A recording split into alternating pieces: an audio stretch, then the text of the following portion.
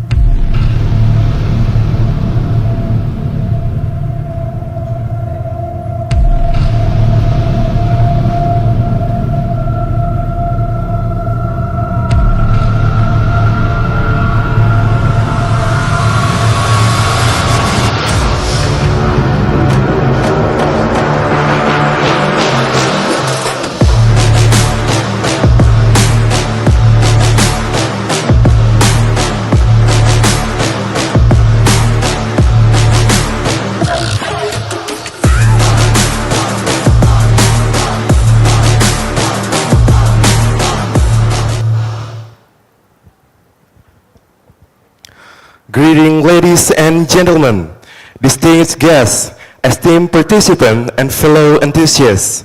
A very warm welcome from us to the first iconic international seminar 2023 of the Faculty of Economic and Business, Udayana University. Ladies and gentlemen, the first iconic international seminar 2023 is organized by the Faculty of Economic and Business, Udayana University. And this year, we take accelerating growth in global economy and business uncertainties as the grand theme of our seminar. This seminar is presented to you to commemorate the Faculty of Economic and Business, Udayana University, DS Natalis annual event. It is our pleasure to welcome you to this event. My name is Ari Dwarsa Diana Yogananda. And Ida Ayu Devi Arista Maharani. And we are honored to be your master of ceremony for this international seminar.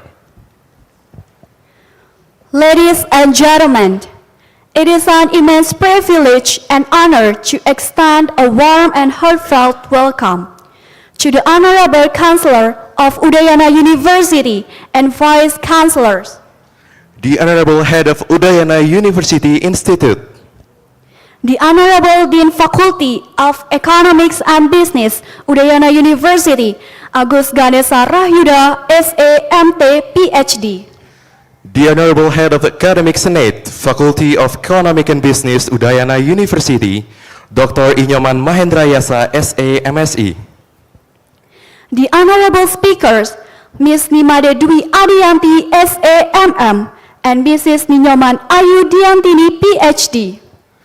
the Honorable Speaker, Professor Anu Ramohan from the University of Western Australia, The Honorable Vice Dean and Coordinator of Study Programs, Units, Journals, and Staff Coordinator in the Faculty of Economics and Business, Udayana University, Dr. Nicolen Dupares, Peter Phillips, Kadek Jaime, the Honorable Moderator, Mr. Dian Yaniarta Sukarta, SA, AK, MACC, PhD.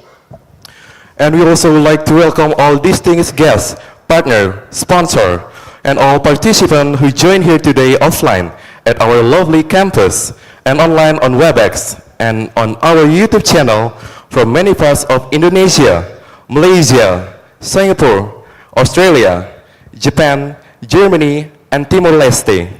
Greeting from Bali, and thank you very much for your presence.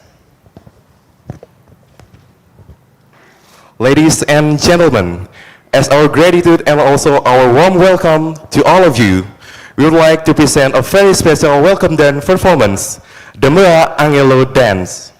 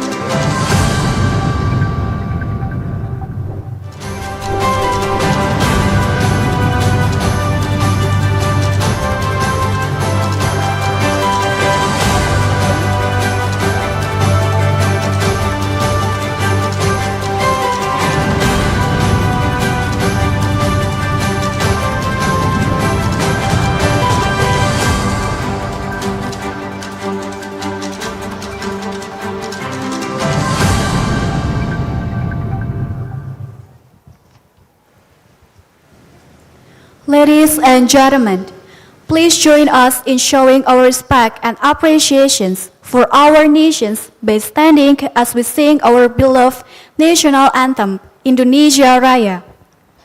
All attendees, please arise.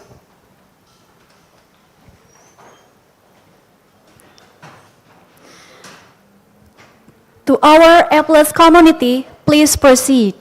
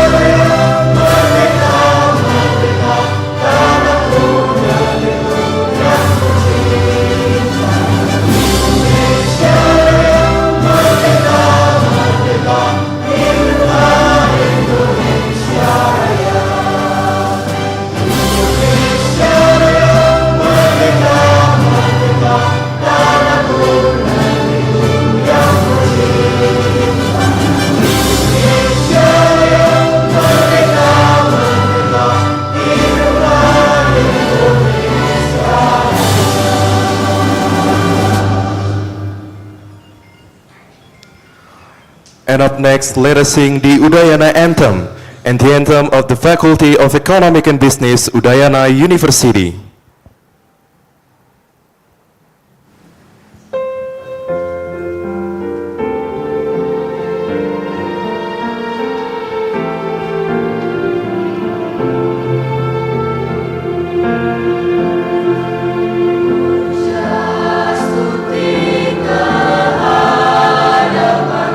Tuhan Maha Esa,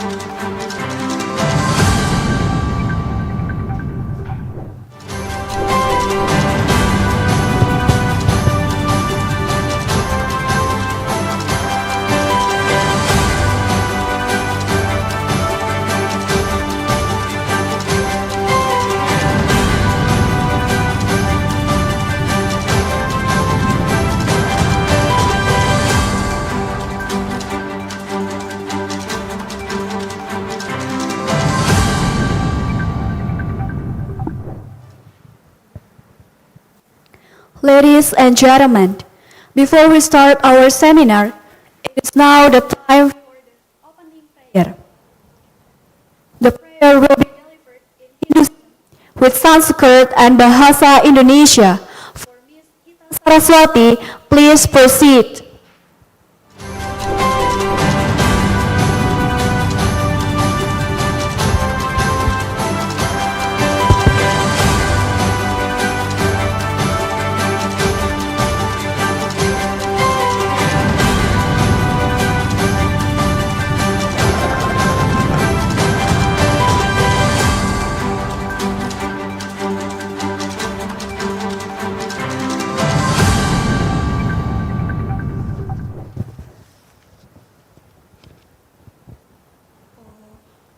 Om Swastiastu.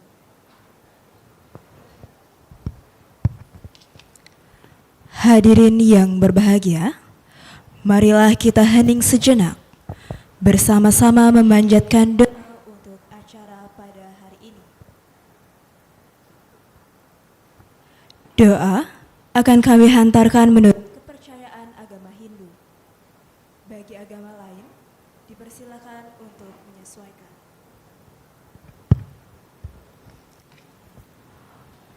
Om Awignamastu Namo Siddha.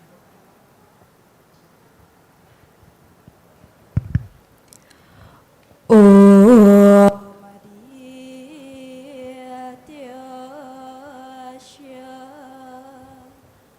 Param Jyotir Rakto Tejo Namostute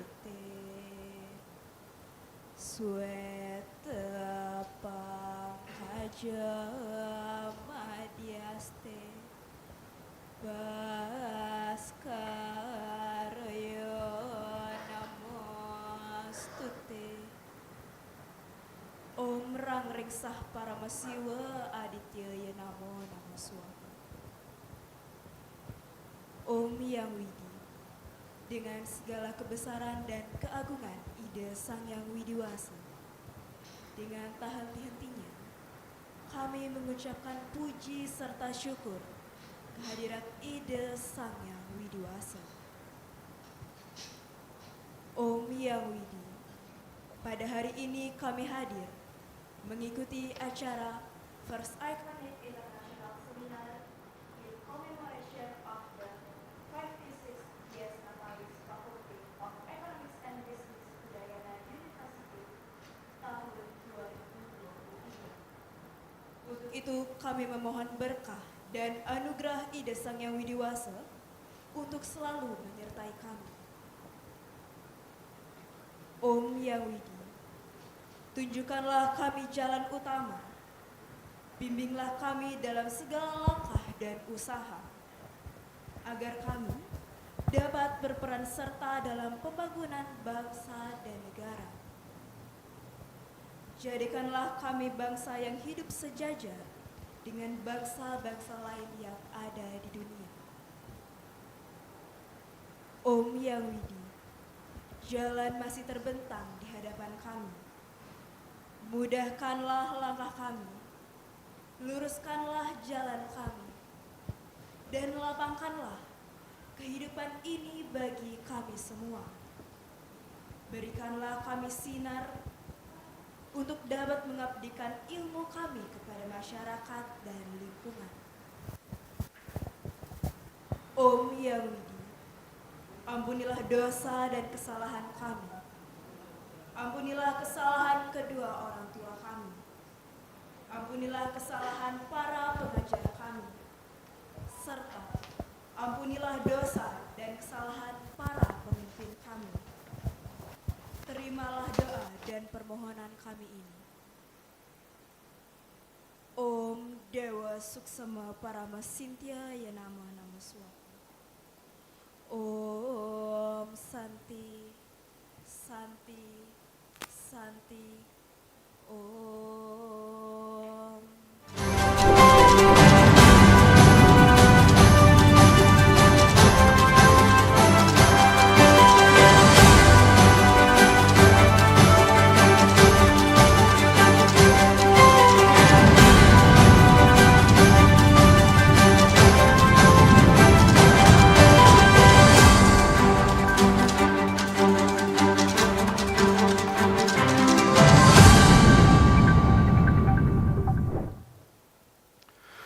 To all attendees, please be seated.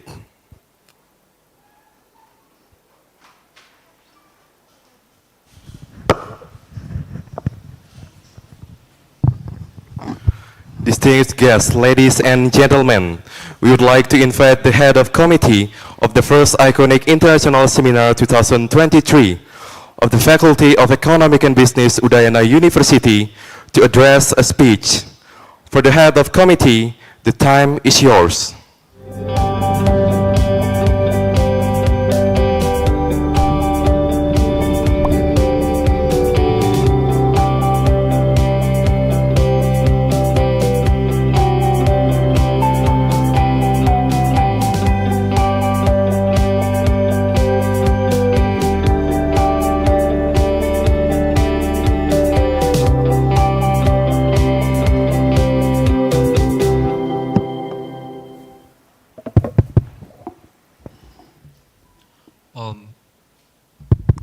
Cek.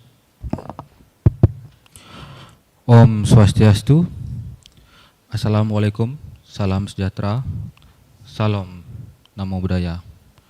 Good morning, the Honorable Rector of Udayana University, the Honorable Vice Rector of Udayana University and Head of Department of Udayana University, the Honorable Dean Faculty of Economic and Business Udayana University, Agus Ganesha Rahyuda SA, MT, PhD, the Honorable Head of Academic Senate Faculty of Economic and Business Udayana University, Dr. Inyoman Mahendrayasa, SA, MSI, the Honorable Speakers, Ms. Nimade Dwi Adianti, SA, MN, and Mrs. Ninyoman Ayu Diantini, PhD. The Honorable Speaker, Professor Anu Ramohan from University of Western Australia.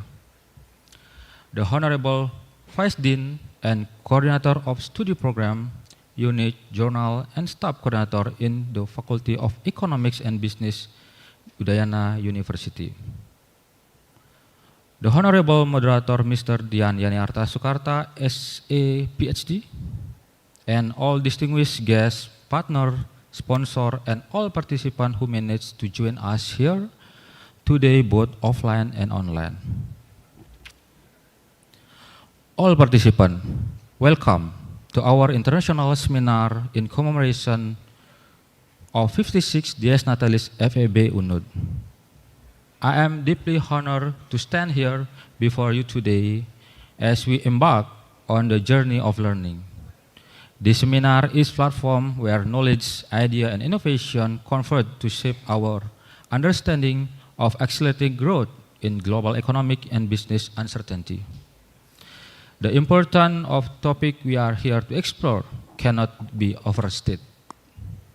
Global economic uncertainty has become an ever-present backdrop into the interconnected world. This uncertainty casts a shadow over financial market, business decision, and livelihood of individuals worldwide. As we confront this uncertainty, it's become increasingly essential to foster resilience, innovation, and inclusive economic policy for prosperous global economy. Our gathering today in this seminar is testament to search for knowledge. We have a diverse group of participants here, from our newly accepted freshmen to senior professor, among nations from our Balinese local to our colleagues around the world, from Singapore, Malaysia, Cambodia, Australia, Japan, Germany, United States, and also Timor-Leste, that join us via Webex. Each representing a wide range of background, experience, and expertise. Over the course of our time together, we will be learning from our speaker, Professor Anu Ramohan, a distinguished economist, Ibu Nimade Dwi Andiyanti, a businesswoman, and Ibu Diantini, PhD, our most loved lecturer in management, who have dedicated their life to study on how should we move forward in this uncertainty. They will share expertise, their research, their vision for the future. We will also engage in discussion and networking opportunity that will allow us to tap into collective intelligence present in this room. I encourage you all to actively participate and ask questions. The more engaged you are, the more meaningful this seminar will be for you and for all us. Before I conclude, I would like to express my deep gratitude to our sponsor, Head of Seminar Organizer Bapak Dr. Bayu Rahanata, and everyone who has contributed this seminar. Your commitment to the pursuit of knowledge is truly commendable. So, let us start this journey with open mind and eager heart. Together, we have the power to shape the future, and I hope discussion and discovery that emerge from this seminar will have a lasting impact. Thank you. Om Santi Santi Om. Wassalamualaikum warahmatullahi wabarakatuh. Salam sejahtera untuk kita semua. Rahayu.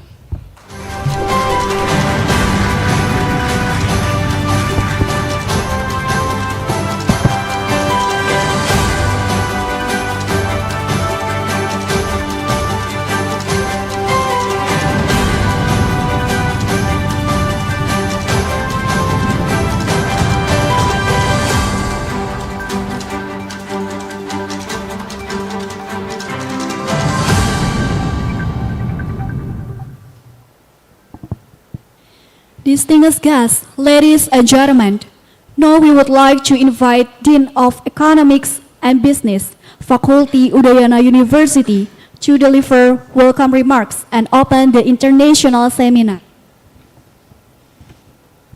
For the Honorable Dean of Economics and Business Faculty, Udayana University, the time is yours.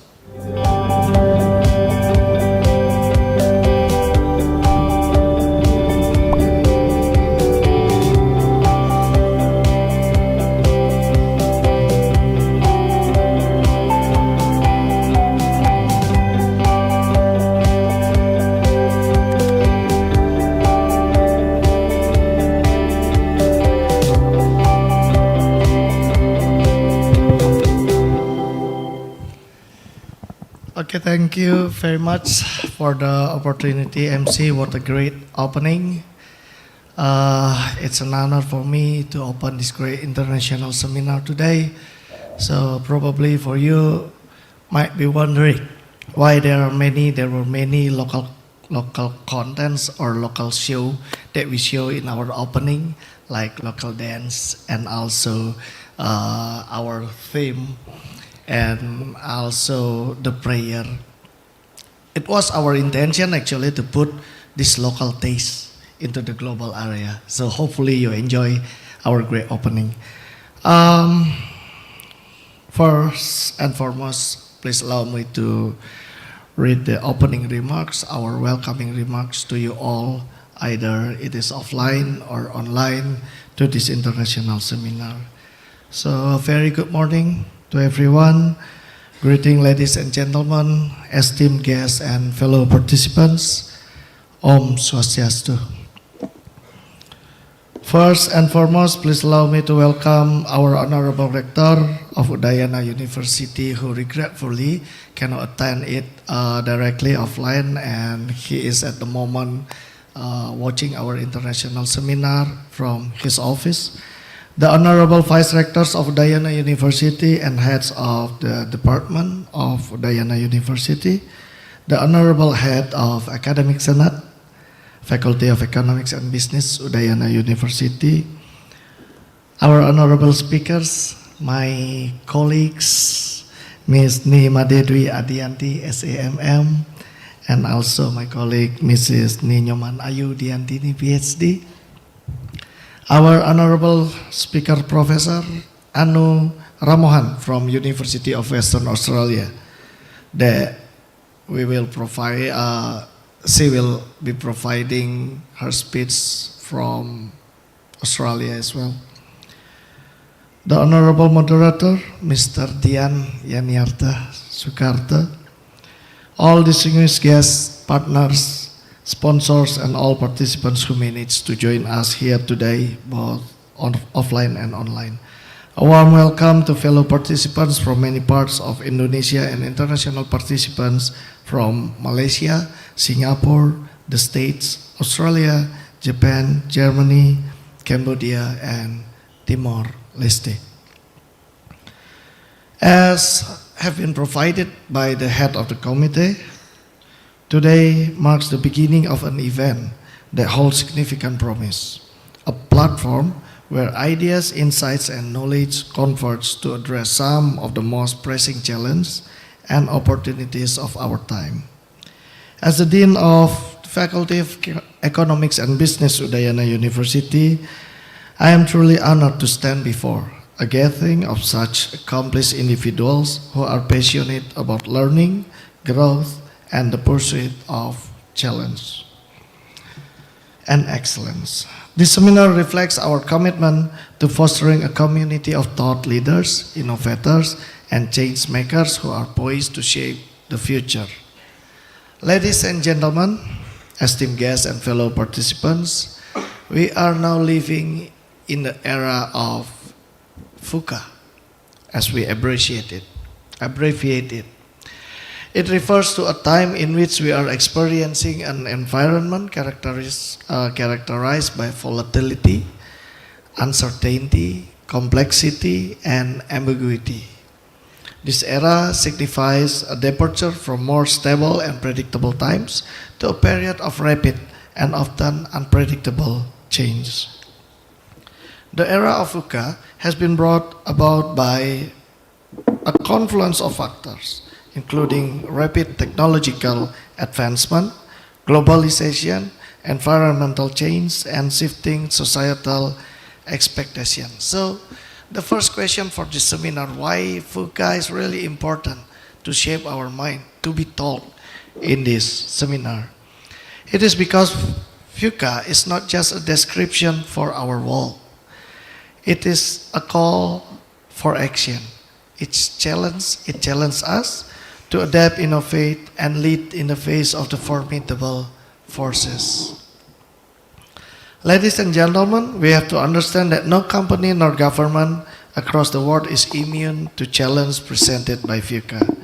Big names in retail industry in Indonesia closed its business recently due to their inability in facing consumer behaviors dynamic.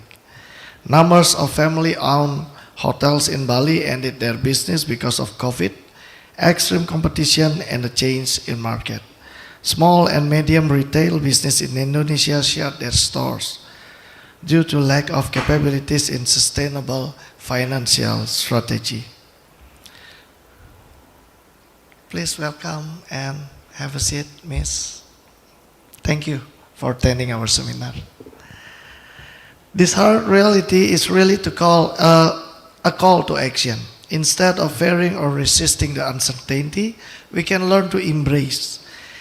It as a source of growth and opportunity. Therefore, the Faculty of Economics and Business, Udayana University, highlight this issue by taking the theme of accelerating growth in global economy and business uncertainties. This international seminar is in commemoration of the 56th Dies Natalis Faculty of Economics and Business, Udayana University. And this year is our very first international seminar in conjunction with international conference that will start right after this event. We named the two events Iconic International Conference. In a hope it will become the most awaited and impactful event of our faculty. In regard to our seminar, we managed to present 3 speakers from 3 different backgrounds to share their expertise and experience on how to face VUCA. And now please allow me to introduce and welcome our speakers and moderator. The first one is Professor Anu Ramohan from the University of Western Australia, who will share her insight regarding to VUCA in the eyes of an economist. Thank you, Prof. Anu, for joining us here today online.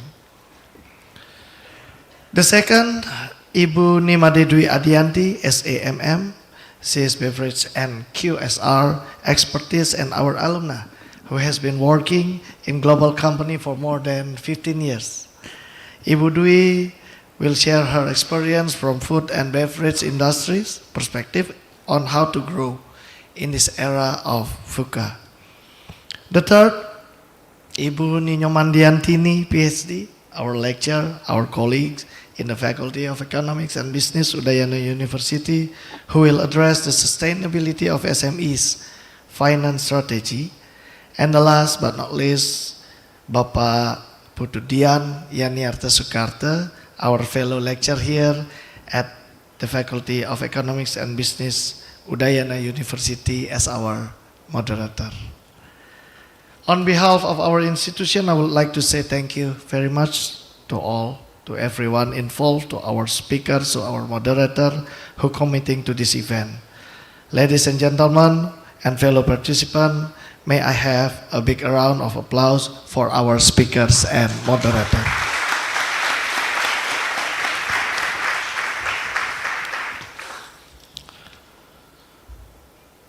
In closing, I'm confident that the discussion offered by the speakers and the interaction and the discussion in the coming days will be both enlightening and inspiring. So, as the same theme, in the same approach with the head of the committee, let us approach the seminar as an opportunity to learn from one and another, to strengthen our capabilities, to shape the strategies that will drive success in this era of VUCA. And for all the opportunity, please allow me to open officially our very first iconic international seminar by hitting the microphone 3 times. Thank you for your attention, and I wish you all productive and transformative seminar ahead. Thank you.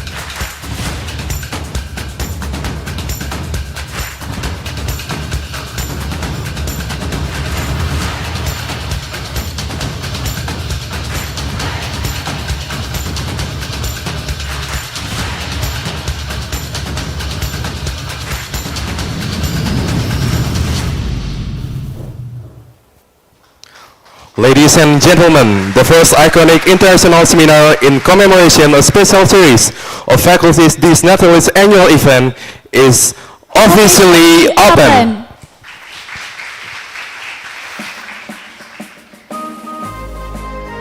To our Dean Mr. Agus Ganesha Rahyuda, SAMT PhD, please remain on stage. And now we would like to invite to the stage to join our Dean for a photo session. The Honorable Head of Academic Senate, Faculty of Economic and Business, Udayana University, Dr. Inyoman Mahendrayasa, SA MSE.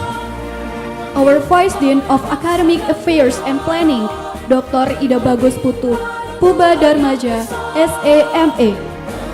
Vice Dean of General Affairs and Finance, Dr. Igu Singura Agung Swaryana, SA MSE. Vice Dean of Student Affairs and Informations, Dr. Igede Kajeng Baskara, SAMM AK. Chair of the committee, Dr. Imade Endra Kartikayuda, SA MSc. Speakers, Ms. Nimade Dwi Adianti, SAMM, and Mrs. Ninyoman Ayudiantini, PhD. And we also invite moderator, Mr. Dian Yaniarta Sukarta, SA AK MACC, PhD.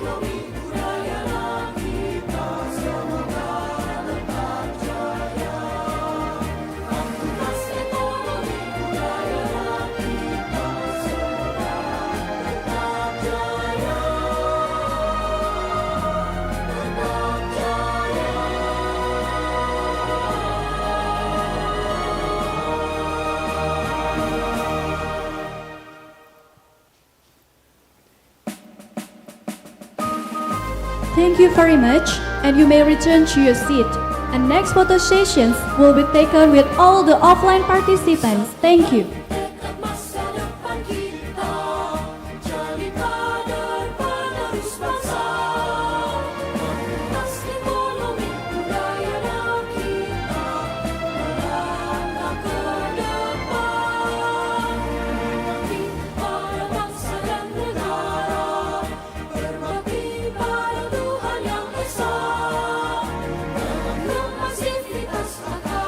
To all attendees, please be arised.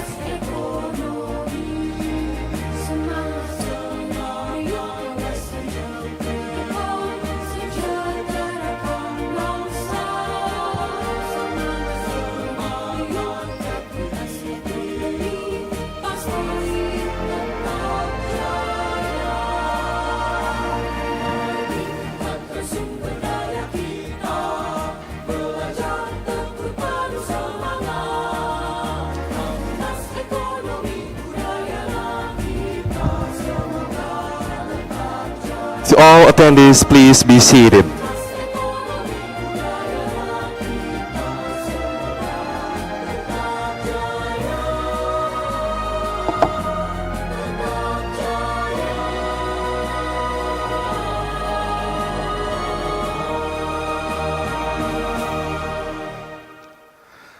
Distinguished guests and all the participants, that was the opening ceremonial for the first iconic international seminar 2023.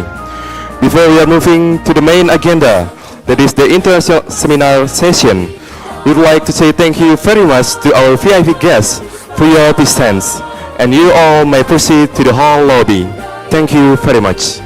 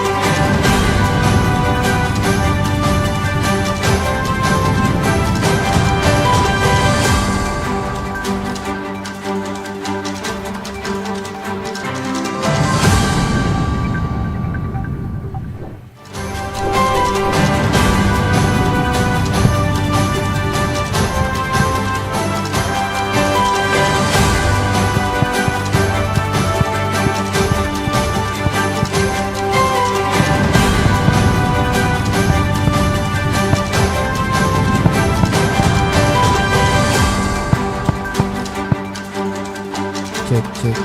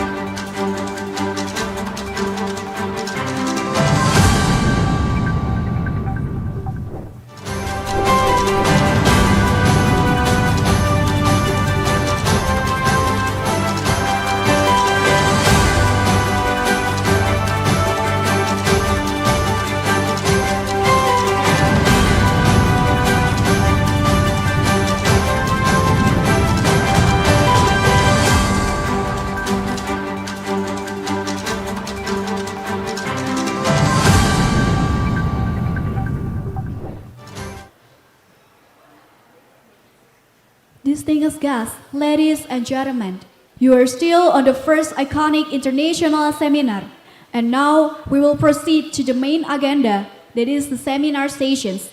These sessions will be led by our moderator. The history of his education is Doctor of Philosophy on 2005 until 2020 at Queensland University of Technology, Master of Accounting on 2006 at Faculty of Accounting and Information Technology, the University of Melbourne, Bachelor of Accounting Honours 2004, Faculty of Economics, Udayana University. His professional qualifications gained qualifications as Indonesia Chartered Accountant 2004 until present. Gained qualifications as Indonesian Certified Tax Consultant on 2010 until present. Gained qualifications as in Certified Public Accountant 2012 until present. Gained qualifications as Australian Graduate Management Accountant on 2021 until present. His employment history: Sukarta and Rekan, Accounting and Taxations All-Rounded 2007 until present. Udayana University Lecture 2008 until present. And his membership history: member of Indonesian Certified Participating Accountant 2004 until present. Member of Indonesian Certified Tax Consultant 2010 until present. Member of Indonesian Certified Public Accountant 2012 until present. Member of Australian Chartered Management Accountant 2021 until present.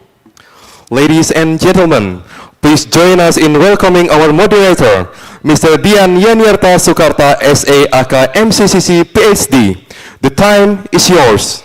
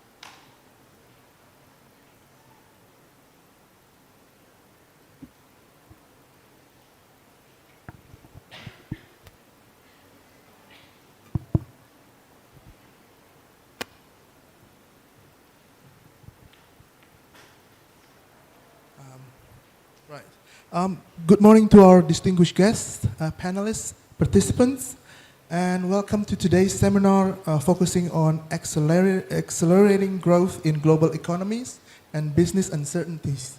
I'm Dian Yaniarta, and it is my privilege to guide us through today's enlightening sessions. As we are all aware, the global landscape is evolving rapidly, with uncertainties posing challenges for businesses worldwide.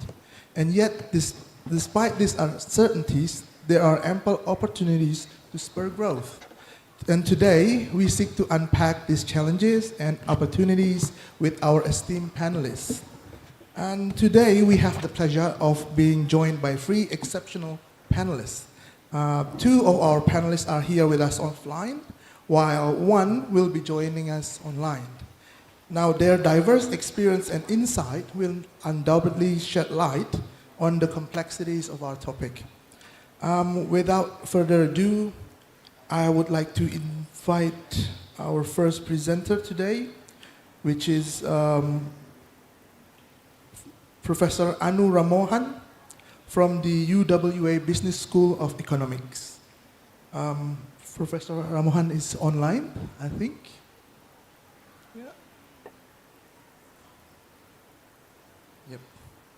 Welcome, Professor. And Professor Ramohan serves as the Director of International Relations at the Business School and is a senior fellow at UWA Australia Indonesia Centre and is the academic lead at UWA Australia India Institute. Notably, she is a member of Australian Research Council College of Experts and has previously held the esteemed position of survey editor for the Economic Record from 2015-2018. The core of her research centers on the socio-economic factors influencing maternal and child health outcomes, and also gender and food security in South and Southeast Asia, particularly in nations like India, Indonesia, and Myanmar. Over the years, her research has received significant funding, most prominently from institutions such as the Australian Research Council and the DFAT, among others.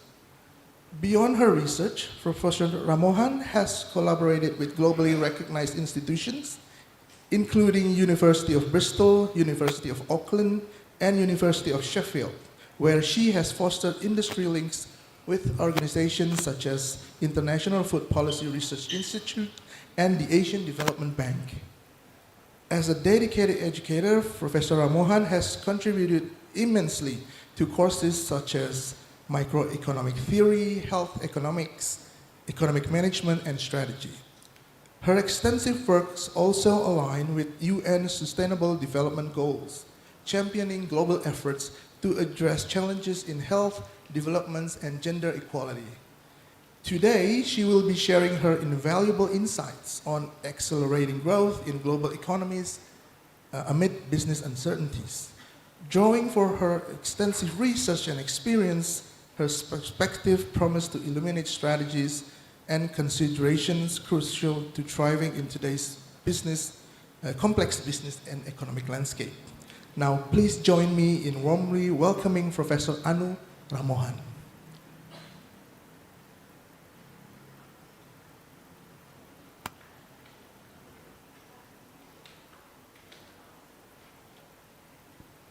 Thank you very much, Mark. I look forward to this presentation and thank you for the invitation. Um, can I get my slides, please? Yeah, thank you. So today I just want to talk about a paper that I'm working on rural poverty and labor force participation, looking at evidence from Indonesia's Village Fund program. You see, is there a bit of echoing coming through the?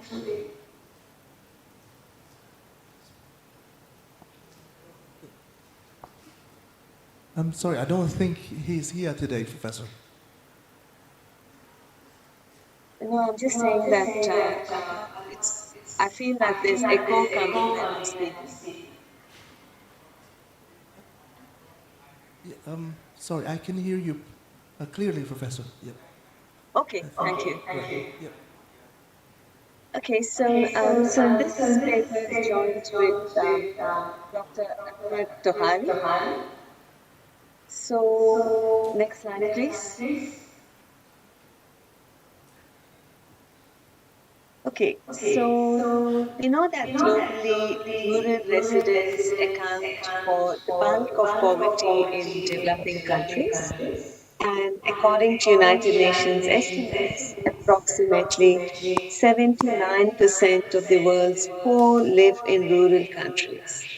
So in 2018, rural residents accounted for 4 out of every 5 people that were living below the poverty line. And we also see that rural poverty is associated with agriculture development. So it's difficult to reduce extreme poverty in rural areas because it's challenging due to the informal and casual nature of rural employment. Next slide, please.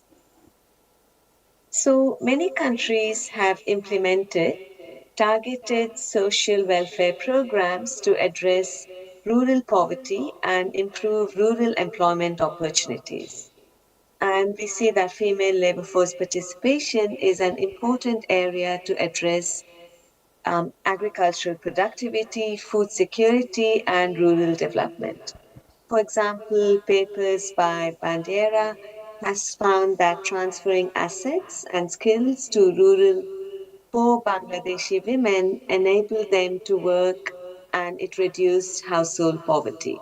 And she also found that providing job opportunities for rural women improved the welfare of households. Next slide, please. So, in this paper, we aim to evaluate the role of Indonesia's Dana Desa program, which is a village fund program, and we want to look at its role in reducing rural urban poverty differentials. So, as you all know, the village fund program is among the world's largest national level rural development programs. So, in this paper, we provide national level evidence to show that the implementation of the Village Fund program or the Dana Desa program has improved the labor force participation in rural areas, particularly among females. And we show that the improvement in labor force participation is associated with poverty reduction and welfare improvement among rural households. Next slide, please. So, just to give you a background about this program, which I'm sure that many of you know already, the government of Indonesia's Dana Desa program was implemented in 2014, and it is among the most extensive village level decentralization programs in the world. So, the Village Fund program empowered the village leadership and the community to make decisions on their development priorities and to invest in these priorities. And it also had the potential to create alternative labor market opportunities, particularly for rural women. Next slide, please. So, there are two categories of villages in Indonesia. One is desa, which is rural villages, and kelurahan, which is the urban villages. So, in January 2014, the government issued a village law for rural villages. So, only for rural villages. What they said was they wanted to improve the village autonomy, which means that the village leaders were provided with budget allocations so that they can implement whichever policies they felt was required in their villages. So, this was actually a very big program because basically it devolved a large amount of funds to the village level. So, for example, between 2015, just immediately after the program was implemented, to 2018, the Indonesian government transferred approximately 14 billion US dollars to nearly 75,000 rural villages. So, for example, each desa received approximately 1 billion Indonesian rupiah yearly. So that is quite a lot of money, right? So next slide, please. So at the same time, what was happening was that rural poverty rates in Indonesia are double what it is in urban areas. Okay, according to BPS statistics. About 1/3 of the Indonesian population was employed in agriculture in 2019, and we see that women were accounting for about 26% of all the workers in the agriculture sector. Okay, next slide, please. So the research question that we were interested in looking at was the Village Fund program associated with poverty reduction in rural households in those villages that received the Dana Desa funds? And then what we wanted to look at is whether there was a narrowing in rural urban labor force participation rates after the implementation of the Village Fund program. And was an increase in labor force participation, particularly among women, the channel through which rural welfare improved? And lastly, we were interested in seeing whether there were sectoral changes in the composition of female employment in rural villages after the implementation of the Village Fund program. Okay, so we have 4 research questions. Next slide, please. So the question is, why would the Village Fund program improve female labor force participation? So, although the specific aim of the Village Fund program was to reduce the rural and urban gap in development, we see that local communities, particularly women, were granted better access to resources. So, firstly, the law explicitly acknowledges the role and position of women. Secondly, the law explicitly stipulates the participation of women in all levels of development. And also, we see that the increase in budget allocation for village development opens up new opportunities for women's empowerment programs. Okay, so next slide, please. So, the data that we use comes from Indonesia's Susenas dataset, which is a very large annual cross sectional nationally represented data. So we use 4 years of the data from the Susena survey, 2 years before the program was implemented, which was 2012 and 2013, and 2 years after the program was implemented, which is 2017 and 2019. And so we want to see whether after the implementation of the program, did we see that rural welfare had improved? Okay. And we wanted to see that if it improved, did poverty go down? Okay. Next slide, please. Okay, so if you look at the data from Indonesia national surveys, Sakarna's labor market surveys, we see that rural poverty has, which is the red line, we see that that has actually gone down. We see that there was a big gap between rural and urban poverty. So the urban poverty is the blue line. So we see that urban poverty, of course, is quite low and rural poverty is much higher. But what we are seeing in this graph is that over time, rural poverty has been declining and the gap between rural and urban poverty has actually become quite small. So that is what we want to understand. We want to see whether since the Dhanadesa program was implemented, have we seen a reduction in rural poverty relative to urban? Okay. Next slide, please. So prior to the implementation of the Village Fund program, the data is based on the national poverty line. So we see that the proportion of poor people was about 7.6% in rural areas, higher. Okay, rural areas had a higher poverty rate of by 7.6%. And we see that after the program was implemented, the poverty rate in rural areas has declined significantly to 12.5%, or it is now 6.2% lower than in urban areas. Okay, so it has gone down and it has gone down. So the gap between rural and urban poverty has gone down. So that's what we want to show. Okay, next slide, please. Okay, so if we look at the data, we see that what we see here, for example, is that in urban areas, poverty was 7.2%. Okay, the average poverty was about 7.2% in urban areas, and it was 14.1% in rural areas. So rural poverty is double the poverty in urban areas. So then if you look at other um, descriptive statistics, we see that, for example, the RASKIN and the BPNT program, which are two big welfare programs implemented by the government of Indonesia, we see that nearly half of the Indonesian rural population, like 48%, were accessing these programs compared to just 26.1% in urban areas. Okay, we also see that in terms of university education, we see that head of the household, we see university education is just 4% in rural areas. In urban areas, it is 13%. So we see that, of course, that rural areas are much poorer, have household heads who are much less educated, and they have dependency on more welfare programs.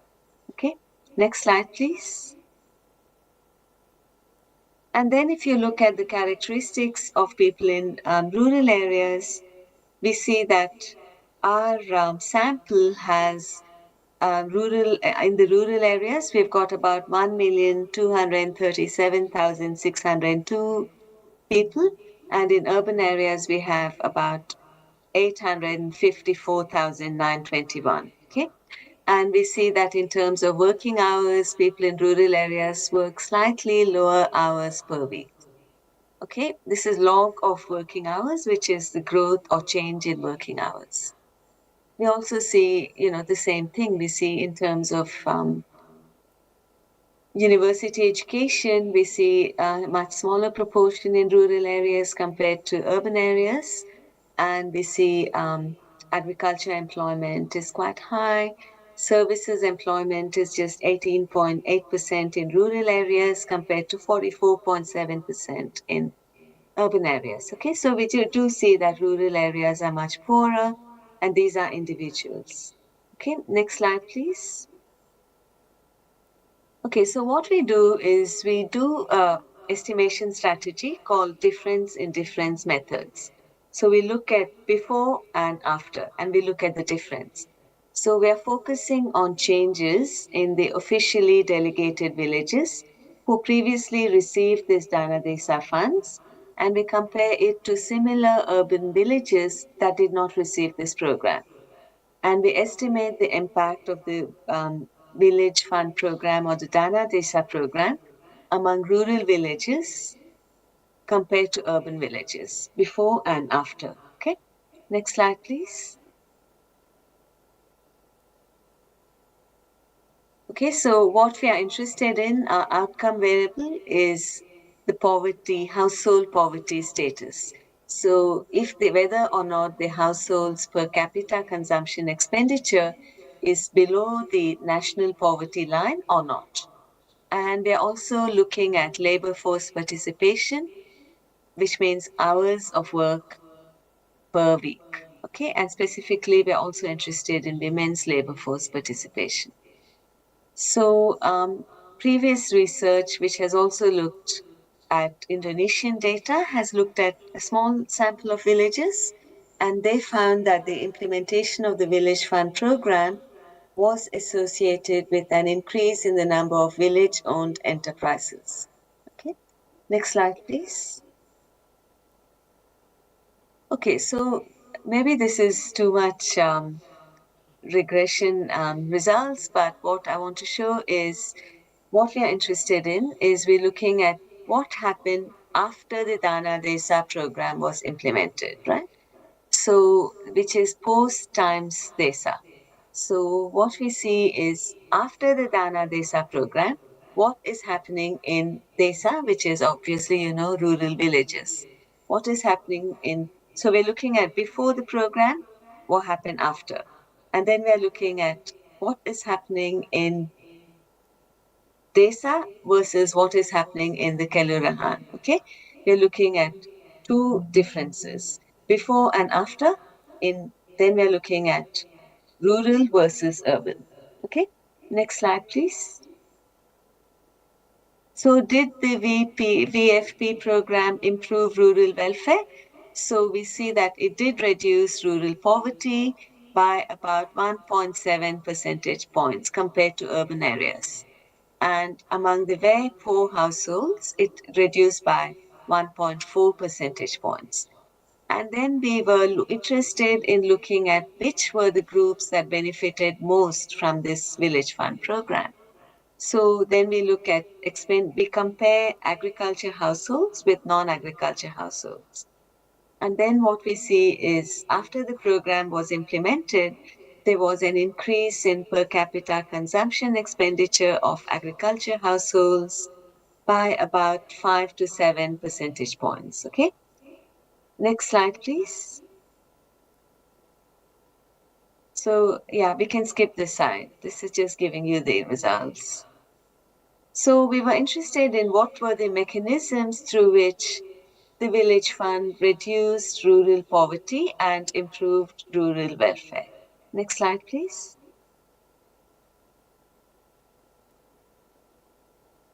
Can we move to next slide, please? Yeah, thanks. So what we were looking at is what is the role of female labor force participation in reducing household poverty? Okay.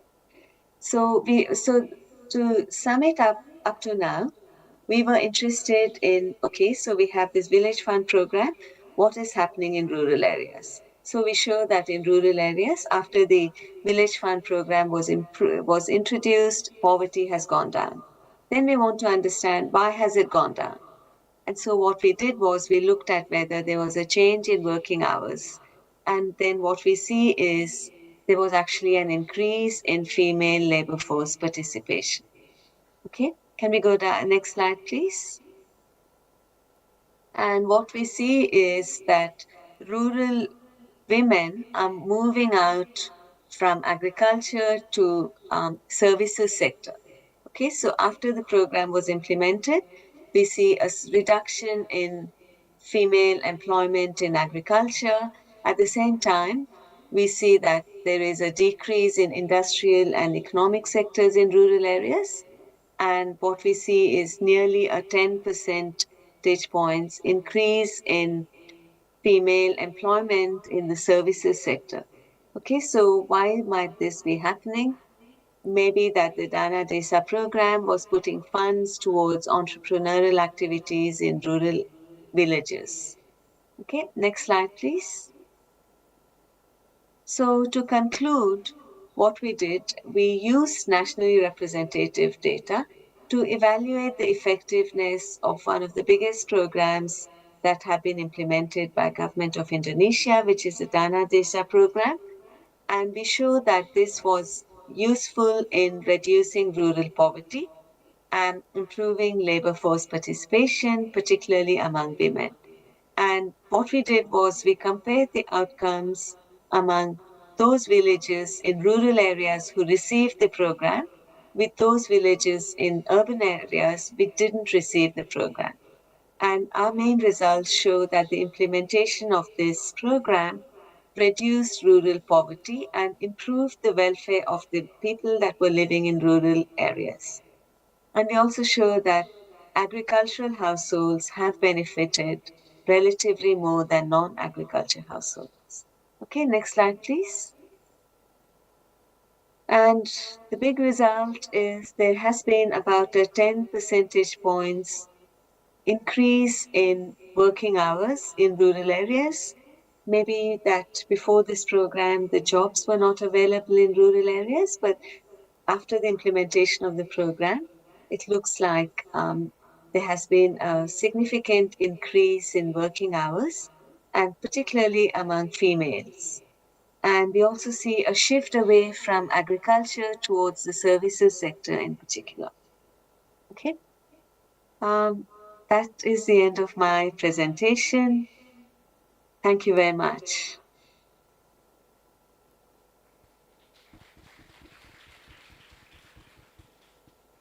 Ladies and gentlemen, I wish to extend our heartfelt appreciation to Professor Anu Ramohan for her enlightening presentation. Her profound insight have enhanced our comprehension of the challenges and strategies essential to navigating today's global economic landscape, particularly women's role in alleviating poverty. So, given Professor Ramohan other commitments, we will be holding Q&A session for her presentation immediately. If you have questions or reflections on her talk, now would be the time to share. Let's make the most of this opportunity to engage with such an esteemed scholar. We will now invite questions from the audience. Kindly raise your hand and wait for the microphone and introduce yourself briefly before posing your question. And for those who joining us virtually, please use the raise hand feature or submit your question through the chat. Okay. We probably would like to limit question just to two, probably. Okay. All right. Any question from the audience?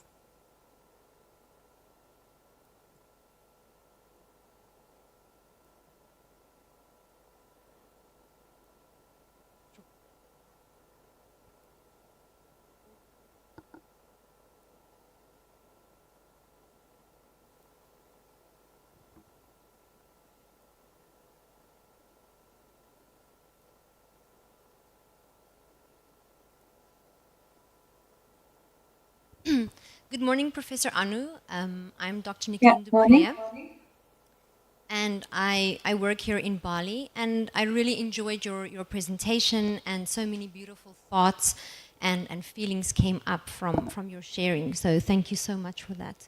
Just checking, is the mic working? It goes on and Yes, off. it is. Thank you. Yeah, Okay. thank you. Do you foresee a possibility for international students exchange programs happening where students can come into these villages and actually immerse themselves into the real live data of what's being collected? And also, do you foresee this program taking the youth forward in a more sustainable approach to being a female in this changing world? Yeah, thank you. Thank you. It's a great question. Shall I answer the question now, sir? Yeah. Yes, please, Professor. Okay. Thank you. That's a great question. So actually, the way this program runs, and I'm sure that you people may know more than me, but the government sends the money to the rural villages, and the villages create their priority programs, right? So many villages have tried to do programs for youth. So it's a good point. And most of the funds are going for infrastructure type of projects and education, childhood education. So there are opportunities for youth to be involved in this, yeah. And I think in terms of what you're saying, whether there's a potential for international students to come and do the immersive thing, yeah, I think it's a great opportunity. I'm sure that our students would be very happy to come to Bali and spend time in some villages where they can be involved in maybe entrepreneurship programs or to help with, accounting, like, setting up the accounting or the finances of the village committee, budgets, and so on. So I think these are good opportunities for community development for our students as well as yours. Yeah, thanks. Well, I think that's really, really amazing because when I listen to the dean and when I look at the screen and I read integrity and I read innovation and I read collaboration and I hear your words and I sit here in Udayana University and I sit here in my own capacity as a founder with co-founders of an international learning center, I have a call to action for us to not just talk and for no longer just sitting here and nodding our heads, but to actually make this happen. So my call to action to everybody here is to step up with all of our integrity for the women and girls of this country, with full innovation because we can, because we already are, and to take hands with people like yourself, Professor, in collaboration with Udayana University, in collaboration with Open Flow Learning Center and Symbiotic Future, and make it happen. So thank you so much for your sharing. Thank you. Yeah, we can follow up on that after this. Yeah. One more question from the audience.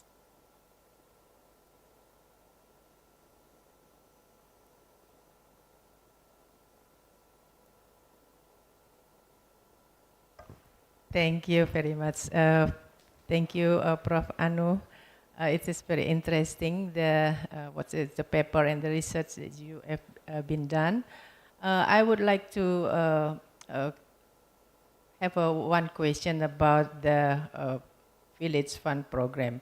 As we know that each village in Indonesia receive a very huge fund, 1 billion rupiahs per year. But in my point of view, in our experience, that the head of the village is very difficult to implement the program because it is very huge money. If it's small money, it's okay. 1 year is not a short time, you know. In the short time, they have to implement many programs that is very difficult to be implemented. Have you any idea about how the head of the village, because in my opinion, the head of the village have to be innovative. create many programs that maybe other villages haven't got any idea about that program. You know, so Yeah. what is your recommendation to make the head of the village to be innovative? That's all of the money can be expensed in 1 year time. Thank you very much. Yeah, thank you. That's a good question. So what they do is they are supposed to have a sort of village committee, and the committee has to make decisions in the interests of people in the village. So most of the villages, the majority of the funds are going towards infrastructure projects like building a good road, build to the village, building, those types of projects, and the other funds are going towards early childhood education for kindergarten for children to improve the early, before they go to school, right? To create kindergarten and those types of infrastructure. So then they're building roads, they're building kindergarten, they're building some of the funds. I do a bit of work in South Sulawesi from this project. So there, some of the funds are going towards helping these village women to, do like products, create some snacks, and set up an internet thing so they can sell their snacks. So they put some funds towards that, and those types of initiatives, I think, are mostly what they are spending it on. But of course, they might be a bit of corruption. They might not spend all of that in 1 year, but typically that's what they're spending it on. And they don't have to return it back. So, they can, if they don't finish it this year, they can still use it for next year, I think. Yeah.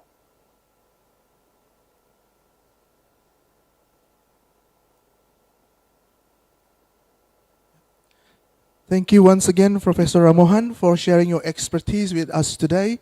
Your insight have provided a valuable perspective on the complexities of Indonesian economic landscape.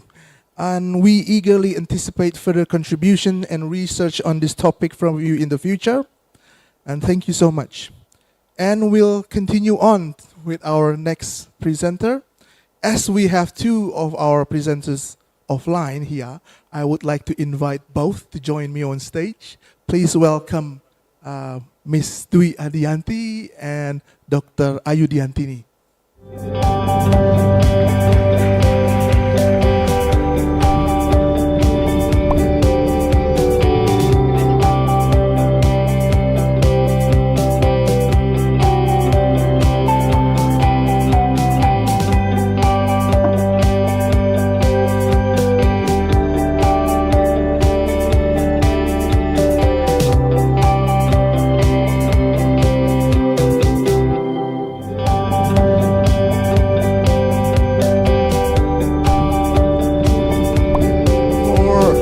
Second speaker,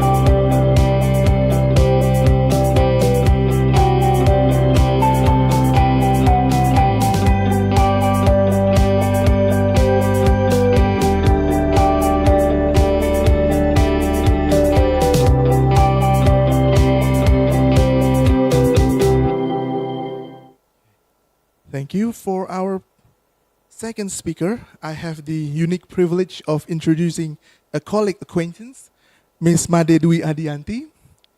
She has an expansive career spanning over 18 years, and she has distinguished herself in the realm of business management, particularly within the beverage, consumer goods, and retail sectors. Her contributions have been pivotal in shaping industry practices, especially in the nuance of Indonesian market context. Ms. Adianti's academic foundation is rooted in her Bachelor of Marketing from Udayana University, enriched by a master's degree from Binus University, and both became a solid educational background that shaped her strategic and analytical strength. She began her professional career as a management trainee at Coca-Cola Amatil Indonesia, and through her dedication, rose to the role of general manager for Jakarta West Java. Notably, in 2015, she adeptly bridged the objective of global giants McDonald's and Coca-Cola in Indonesia and Thailand market. Today, Ms. Adianti will share and delve into strategies for business growth in uncertain economic times, and her rich expertise and academic roots make her an ideal speaker for this topic. Ladies and gentlemen, please give a warm welcome to Ms. Made Dwi Adianti. Selamat pagi. So it's good to be here. So I'm so proud that I'm presenting as an alumni Universitas Udayana. So it has been almost 20 years. I left Udayana University and then I'm back here sharing my experience, and also I try to added value that from my expertise that I can share to all of you here, to my adik-adik. And then I'm so happy to be back to the campus. So thank you also for the invitations. Actually, I heard this morning the titles of this seminar, it's how to accelerate the growth of business in the uncertainty situations, right? So Pak Agus is also mentions regard to the FUKA. So FUKA is related to the uncertainty. So that's why my topics today will be related to the growth hack, how to be a hacker to grow your business. So I think, can I have my slide here now? Okay, so this is my slide. So it's a very simple, because I know that we are very aware with the viral marketing, how to compete in with the competitions in the uncertainty situation. So, so it's a very simple topic. It's a growth hack. So let's start in the next slide.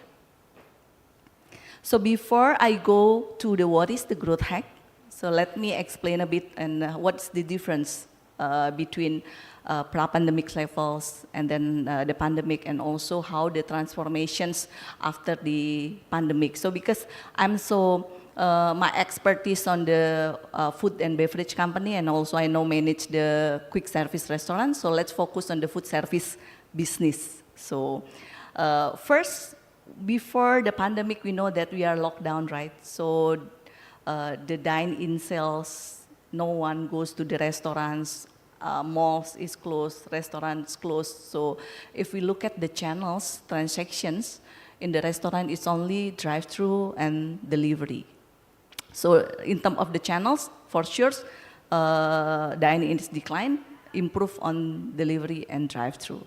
And then the second, it's more of the Indonesian consumer. It's like to be experienced, have the experience and then experiments. They love the local food, but they also would like to taste the others food that's not locals, like Australian, Italians, Korean, Japanese. That's grew faster, those kind of food.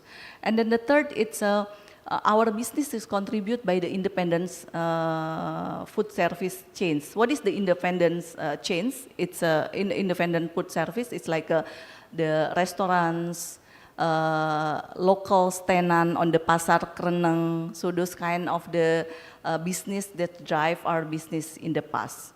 And then how's the shifting? So where we are today. So after the lockdown and during the lockdown. So where we are today when the lockdown is over, and then restaurant is opens, and then the dine-in is increased. When the dine-in is increased, drive-through and delivery is slightly declining. But again, the data said like, even though that the drive-through and delivery is declining, it's still above the pre-pandemic level. So it means our consumer have been educated to the convenience way. So orang-orang udah suka yang namanya pakai Gojek apps, Shopee Food untuk order makanan. Jadi mereka to be convenient with all the tools that we have at this moment. So dine-in it's an increase, but delivery and drive-through it's also part of our lifestyles. And then the second, it's a force of the inflation rate. It's also impact to our spending, right? So we looking something that affordable, value for money.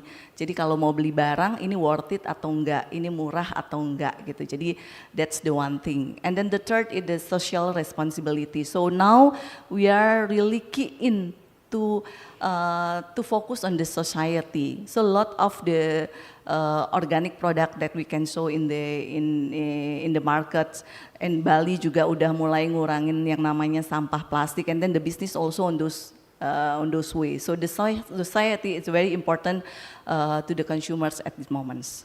Okay, next slide. Now, where we are, if we look at the world, it has been changing, right? So where we are today. So if you look at here, so we are very close to the digitals. When I was in SU in the campus ya, jadi mahasiswa ya, so we always say like technology, it's growing fast, so the technology is involved, and that's true. Where we are today compared to 20 years ago, it's a totally difference. Now, you can clean your house with the robot kan, automatic robot. And then I have been purchased this robot is 2 years ago to clean my house. So those automation, it's a very work in our life. And then the second is control the scroll. So dulu ada tagline yang namanya everything dalam genggaman. So semuanya tuh ada di your mobile phone. So you control the scroll. You are so easy to comment. You are so easy to create the viral content. So that's why all the communications is open and then easy to the walls. Budgeters, back to the value to money. So this is something that someone that looking for the affordable ones. Game on, it's mean on the gamifications. So I know that all these Mobile Legends, the Roblox things, and then the game online, not only the game online, but the business is also involved to using their apps, and then on your apps, they use the gamifications to attract the consumers. Like for examples, Fanta ngelakuin bagi-bagi sampling, tapi ikutan gaming dulu to get your sampling and then redeem at Alfamart. McDonald's juga begitu, during the Ramadan they launch the apps, and terus kemudian ada gamification and then you get the free meal. So something that attract the consumers through the gamifications. Convenience, back to my point before, like you already have the powers apps like Gojek, right? So you very convenient to use this. So it will continue when everything that you can grab on your hands, it will be like you very convenient to use it. Like a delivery, drive-through, that's the one of channels that you are very convenient to use.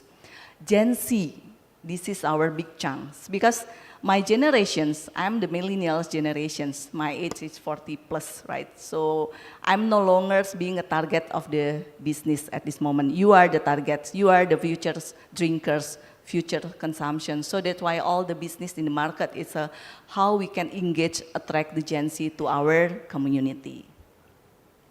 Next. Okay, so what is growth hack? How to be a hacker in this case? So the growth hack is actually the strategy. You use the various strategy and technique to identify the most effective way to grow your business. Jadi to be a growth hacker, first you need to strong in data analysis, in insight. Apa sih yang disukai konsumen saat ini? Apa sih yang lagi diperbincangkan anak-anak muda? Roblox kah, Mobile Legends kah, K-pop kah, BTS? Siapa sih ini penggemarnya BTS? Semua pasti ya, termasuk anak saya yang 10 tahun juga suka BTS. So what is the conversation is happen? So you need to be very deep on this data and insight. And then the second is leveraging the digital platform. You can avoid this. Jadi semua orang tuh eranya sudah digital. So how become a growth hacker? You also need to be strong to leverage your digital platforms. Yang third itu adalah create content. We don't know which content will be viral marketing kan? Because at this moment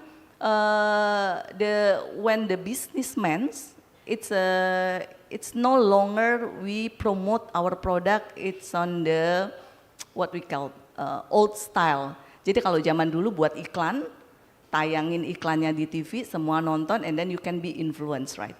So now it's not that way. So the way the brand is communicate the product, it's through the conversations. So our brand must be including on your conversations. For examples, McDonald's lagi jalan new jeans nih. So that's the conversation is on you. So that's why when the businessman is need to be part of the growth hackers, the conversation is need to be coming from the consumers. So that's what we call the customers engagement. So this is just one example. Recently, that McDonald's is launching one by one promo ticket Cinepolis in their apps. So when they're launching their product, there is several campaigns that they did like usuals. They post on the social media, they put on the LCD screen, they promote on the LCD screen, both of McDonald's and then Cinepolis. And then the first day this product is launched, there is a conversation happen on the TikTok, Twitter, Instagram. Can you imagine this conversation is not built by McDonald's, but built by the consumers. Even some of the famous IG name is discount sales. They also inform there is another promotions with the Cinepolis like a discount 20,000. And then I scroll down the comments and then the comments like, hey lebih murah belinya di app McDonald's. Bahkan itu netizen calculate. So compare to how the discount in sales ngasih cuma 20.000 while is in the McDonald's app is buy one get one. So this conversation is not drive by McDonald's or Cinepolis or Coca-Cola. So this conversation is drive by you. So that's why that's how growth hackers work. So ensure that the conversation is there and then built by customers. So I will share the business case within these two big company how they sustains on the uncertainty situation. So this big two, before this slide. So in this, can you move to previous slide? Okay. So if you look at here, these two brands is KFC and McDonald's. If you look at KFC year on year store growth, it's declining. Jadi dia lebih banyak tutup tokonya ketimbang nambah toko. Because you know KFC lebih banyak store-nya di mana? Di mall atau di standing alone? Ada yang sering ke KFC nggak? Ya, stand alone, terus ternyata hampir 50% sisi under the malls. So, jadi pada saat lockdown, they suffer. Karena mall-mall pada tutup, jadi dia nggak bisa grow faster. So, jadi KFC every year, they decrease number of stores. While is McDonald's, they grew number of stores. Even the COVID situations, they open a store more than 20 stores. Itu karena apa? Karena McDonald's is 80%, almost 90 now. It's they stand alone versus they stay in the malls. So the strength of when you open the stand-alone stores during the COVID, it's you can open 24 hours, nggak tergantung dari restrictions of the pemerintah yang mall harus tutup gitu. Jadi walaupun restorannya yang di luar tutup, but you can receive the order through delivery and take away. So that's why the stand-alone store it's nggak sesuffer yang si tenan-tenan yang ada di dalam mall atau dalam buildings. Okay, next slide. So now this is the business case. So we know that McDonald's is start the business in Indonesia, it's almost 20 years ago, more than 20 years ago. So 91 di Sarinah, and then the virals when they close the stores, terus kemudian buka lagi now in Sarinah. Terus kemudian at today the number of stores is around 280, which is 30% of the KFC number of stores. And then McDonald's keep doing the expansions like what I mentioned during the COVID situations. And then they also attract the consumer through the specials discount. So what is the McDonald's challenge in Indonesia? So Indonesia consumer like what I mentioned, they're looking something that's very unique. Kemudian looking the experience. Kemudian mau cari apa lagi? Convenience. So those kind of the Indonesia consumers that looking for. And then COVID hit the country, right? So everyone is suffers. So the situation is also uncertainty. And then inflation rate is also high. So I think Indonesia is 4.8% this year, not higher compared to the others country, but this is high inflation for Indonesia. So look at this challenge. What is the McDonald's strategy? If you notice that McDonald's is also launched the product, it's not for the original taste, which is the original is something that you can found in McDonald's every times. So they launched the limited time offer they call. So they launched like a taste of Italy, taste of Korea, gochujang. Kemudian dia juga launch the local taste like a local burger, balado burger, nasi uduk. And then they also, yes, ayam geprek juga. So they called like a taste of the world. So this is how to, you mean like untuk mengakselerate apa yang diinginkan si konsumennya Indonesia. Kemudian yang kedua, during the Viva World Cup, not only Viva World Cup, but during the Ramadan, like what I mentioned to you, the McDonald's also launched their gamification. So the consumer have a chance to connect with the apps to win the competitions to join the gamifications at the apps, and then the price is also the meals, free meals from McDonald's. And more stores that stand-alone stores, not attached to the malls, which is grew on the drive-through and delivery also. And then the McDonald's also offer the meals deal, which is this is part of the value for money or affordable meal. So jadi ada produk yang dia harganya cuma 10.000 kalau nggak salah, terus kemudian ada yang 20.000. So those kind of the magic price that McDonald's offer to accommodate the value for money. So the result you can see here, the revenue it's an increase. So they gain the revenue it's 11 billions in McDonald's. Terus kemudian chain-nya juga naik almost 20% in the last 4 years, naik jumlah stores-nya. Dan juga drive-thru dan delivery-nya dia growing. Jadi walaupun dia setelah pandemic levels dine-in-nya masuk, tapi drive-thru sama delivery-nya juga contribute to the total sales. Memperkenalkan diri dengan rap, anjir. Next rap slide. Nigga.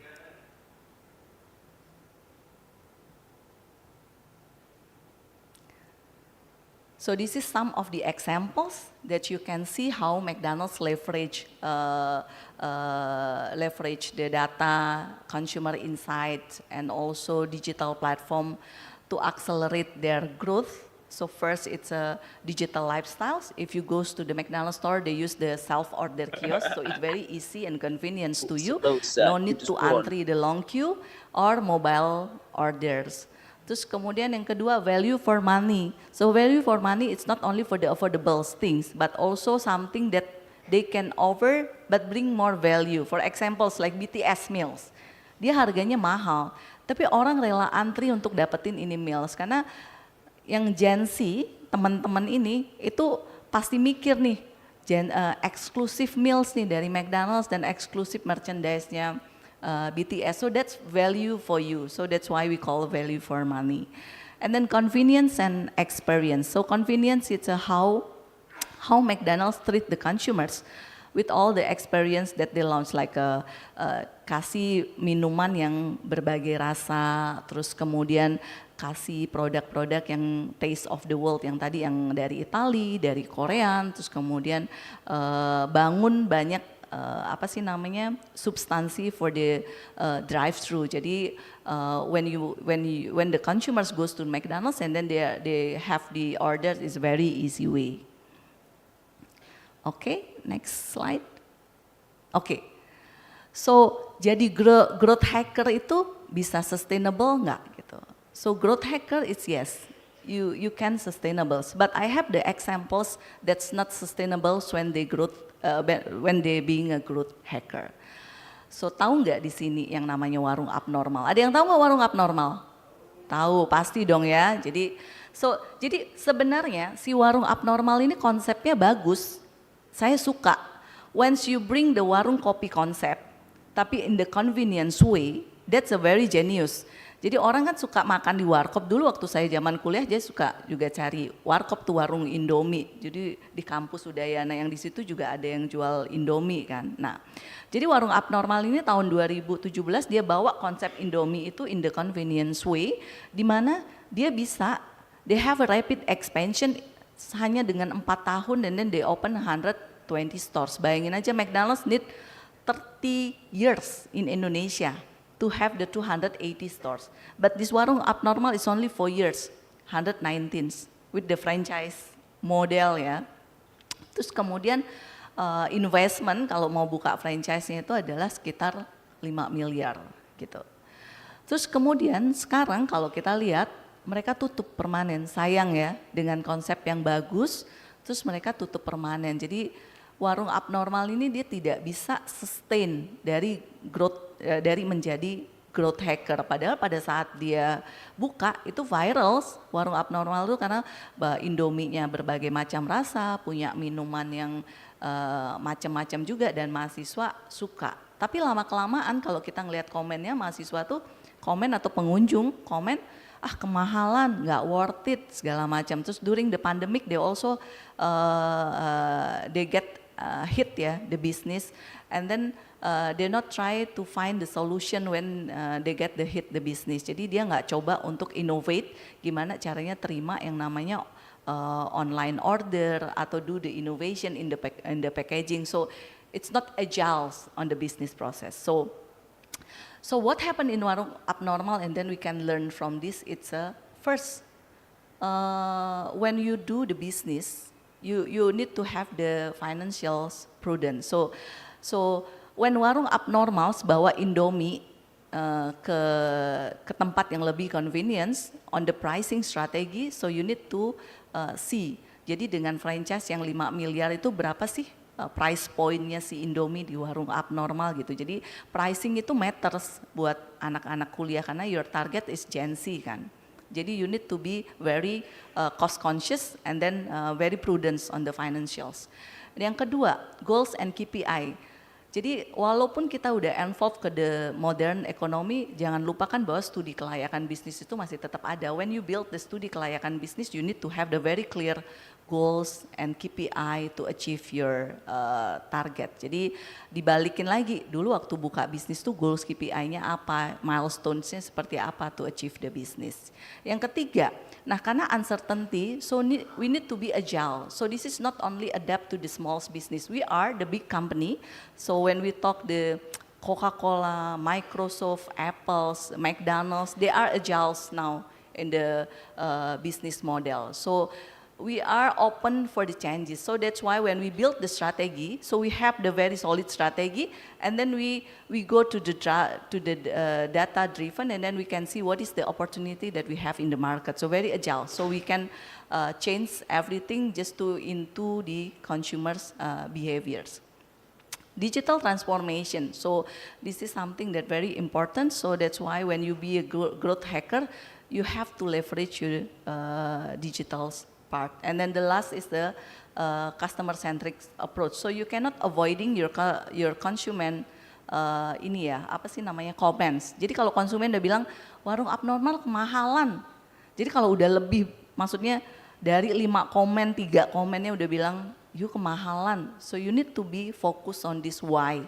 Why kita kemahalan? Kenapa? Apa yang harus kita cari? So listen to your customers and then use the data insight and then build like a agile business model to transform your business. Okay, next slide.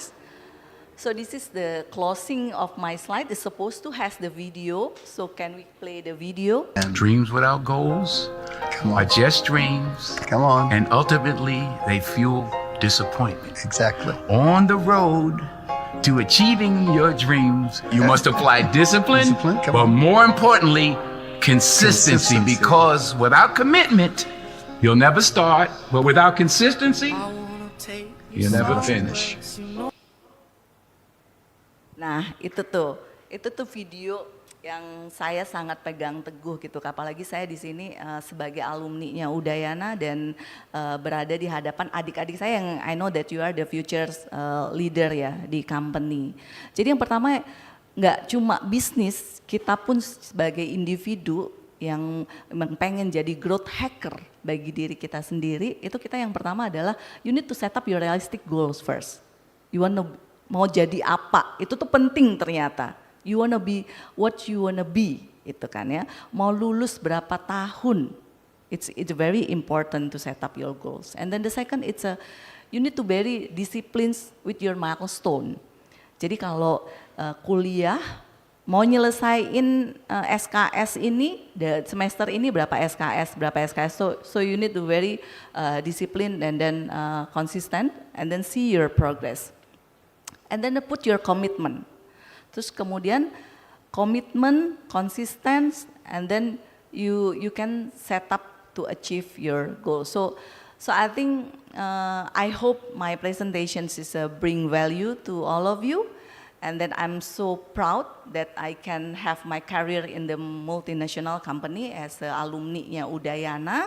So saya juga pengen ngeliat adik-adik di sini juga sukses gitu. Pesan dari Pak Agus adalah jangan takut merantau, karena saya dulu lahir di Bali, kuliah di Bali. Bahkan pada saat saya SMA saya nggak mau kuliah di luar Bali karena saya takut merantau. Tapi akhirnya because I work for the multinational company, so I cannot stay terus di Bali kan kalau you want to grow. So perusahaan memindahkan saya ke Lampung, memindahkan saya ke Jakarta. Now I take the challenge to have the two country in my hands. So now I manage Indonesia, Thailand. So jadi merantau itu adalah bukan hal yang jelek. So itu aja pesan dari saya. Thank you. Thank you, Ms. Made Dwi Adianti, for that enlightening and insightful presentation. And I'm sure many of you have questions and points you would like to discuss, but we must ask you to hold off on questions first in the interest of time to ensure that we finish all through the materials for today. Now, we will have a designated question and answer session later on where Ms. Adianti would be happy to answer all your questions. And thank you for understanding and your cooperation. And for the last session, and we have a tradition of ending things on a high note. So I would like us to welcome Dr. Ayu Diantini as our third and last speaker for today. And Dr. Ayu Diantini is commonly known as Dian, as many of us know, and she is a proud alumni of Gajah Mada University, where she got her Bachelor in Economics and Master of Management. And in 2021, Dr. Diantini achieved her PhD in Finance from the University of Western Australia. Dr. Diantini has been with the Faculty of Economics and Business in Udayana University since 2009, bringing her prior experience for another esteemed institution also in Bali. Her research primarily centers on corporate finance, delves into corporate governance, financial reporting, and sustainable finance. Notably, she has contributed both to national and international journals and has been an active voice in conferences and symposiums. As an educator, Dr. Diantini imparts knowledge on corporate finance, investment management, and strategic financial management. Additionally, she also plays pivotal role in several journals in Udayana University, and her key areas of expertise would include price fixing agreement, corporate governance, investment, sustainable finance, and ESG. Ladies and gentlemen, please join me in giving a warm welcome to our esteemed speaker, Dr. Ayu Diantini. Thank you so much, Dr. Dian, for the introduction. Good morning, everyone in this room, Bapak Ibu. Nice to meet you, and also I would like to say hi and greet our audience in the WebEx meeting. Good morning. I think this is still morning. Yeah, still morning. Okay, so today I'll be speaking sustainable finance. Sustainable finance has been a prominent topic among academia, researchers, investors, and professionals in the last decade. Specifically, can I please have my presentation slide? Specifically, I will be speaking about the role of sustainable finance in fostering economic and business resilience. Business resilience that is withstand the shocks and stresses such as economic downturns and so on, but a business that still recover quickly from stress and still growing. Can I please have the next slide? Yeah, so looking at this picture, can anyone guess where this is? Jakarta, yes, that's correct. This is Jakarta. in the last few months, Jakarta was the most polluted city in the world. Yesterday, I read a newspaper that's saying Jakarta was the most polluted city and has never been, the pollution index has never been lower than 170. And also, the most shocking news that I have read is about air pollution ranked 5th in Indonesia that causing death. Can you imagine what will happen if that's still ongoing in the next 10 years or even 20 years, 30 years, even when we reach the golden Indonesian age in 2045? That will be, yeah, I can't imagine that because I won't. Okay, so please next slide. This is the outline of my presentation. I hope I can finish that not more than 20 minutes. So I'll be talking about the rise of sustainable finance, and then the economic impact of sustainable finance, the role of green finance in mitigating uncertainties, and then the future of sustainable finance. And lastly, this is the evidence from Indonesia that the research that we have done recently. Next, please. Okay, when we talk about the rise of sustainable finance, many literatures say that the modern economic system has caused a worldwide environmental crisis. The economic growth caused the environmental a lot. According to NACFI and others 2023, Wang and others 2022, the development in financial sectors, because I would like to talk about the financial sectors. Ibu Dwi talk about the marketing sectors and the business uncertainties, and then Professor Anu Ramohan talk about the poverty in the rural area. So the development of financial sectors is very crucial and important to the development of human beings. However, its influence on the sustainable environmental is very low. So this kind of gap, the business and the financial institution works together, sit together and talk about what the financial sectors can do to improve the damage of the environment. Next, please. So this is the key milestone in sustainable finance. I highlighted only 4 milestones. That's actually obviously more than this. The first one is in 1992, there was the United Nations Conference on Economic Development. It's called Earth Summit. This summit produced Agenda 21 that is talking about a plan of action for sustainable development, and then this followed by the international agreement where the members agreed to produce greenhouse gas emission in 1997, and then after that, the principle for responsible investment was launched in 2004. That these guidelines for investors how to integrate ESG factors, environmental, social, and governance factors into their investment decision. And then lastly, the Paris Agreement.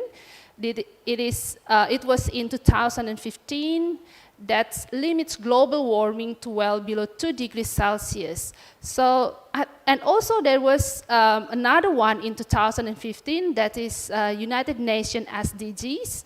There's 17 global goals that the nations want to achieve in 2030.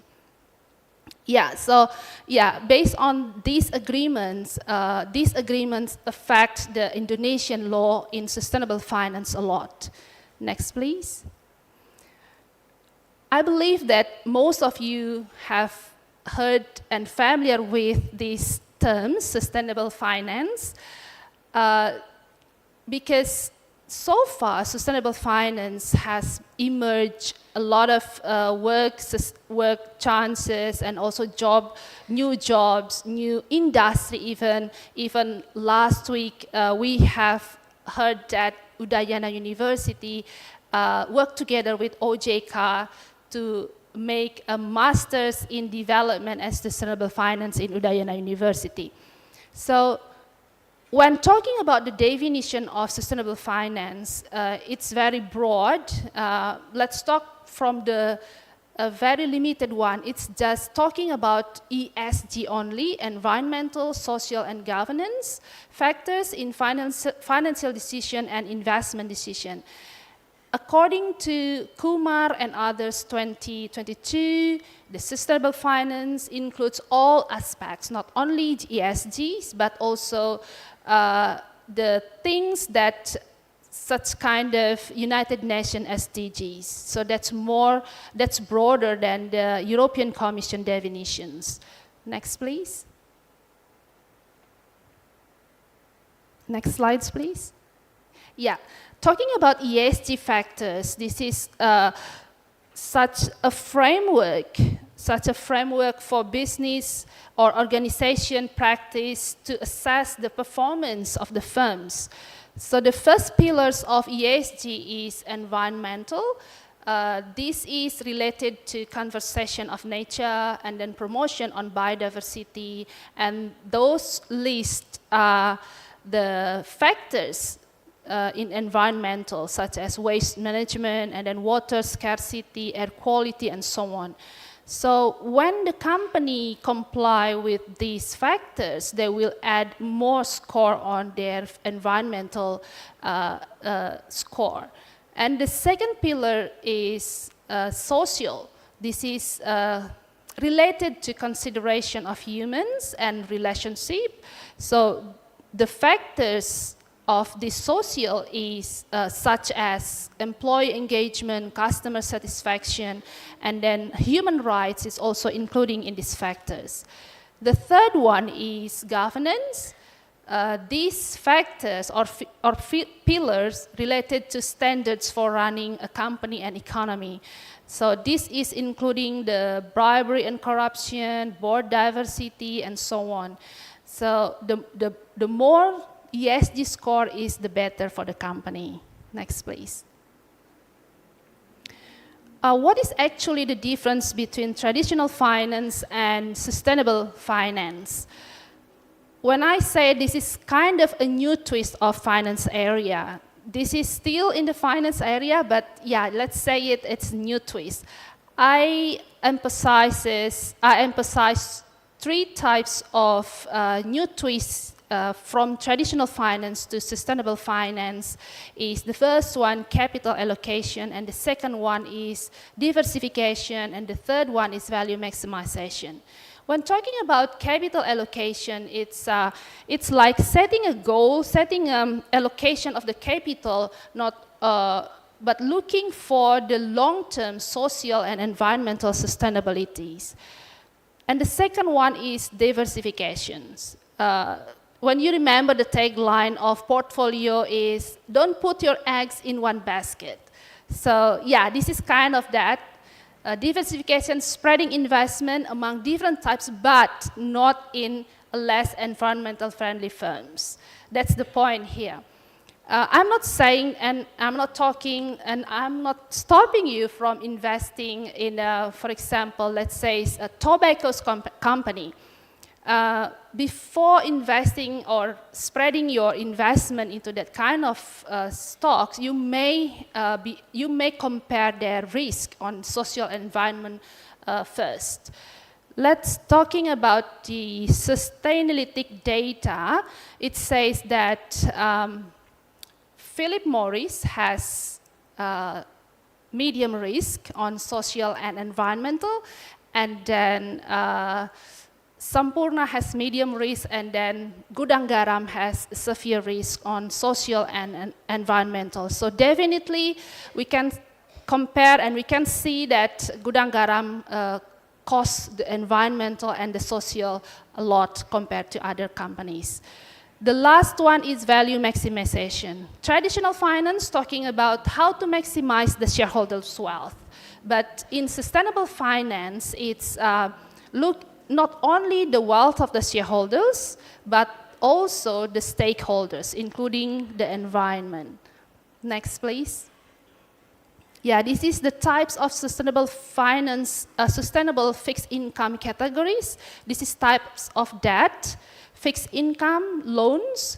They are for the instrument of fixed income, that is fixed income is a long-term debt and loans is a short-term debt, less than 12 months. The green bonds and green loans are the most growing instruments right now in Indonesia. So many companies produce or issued green bonds and green loans. Green bonds is obligasi hijau in Indonesia. Next, please.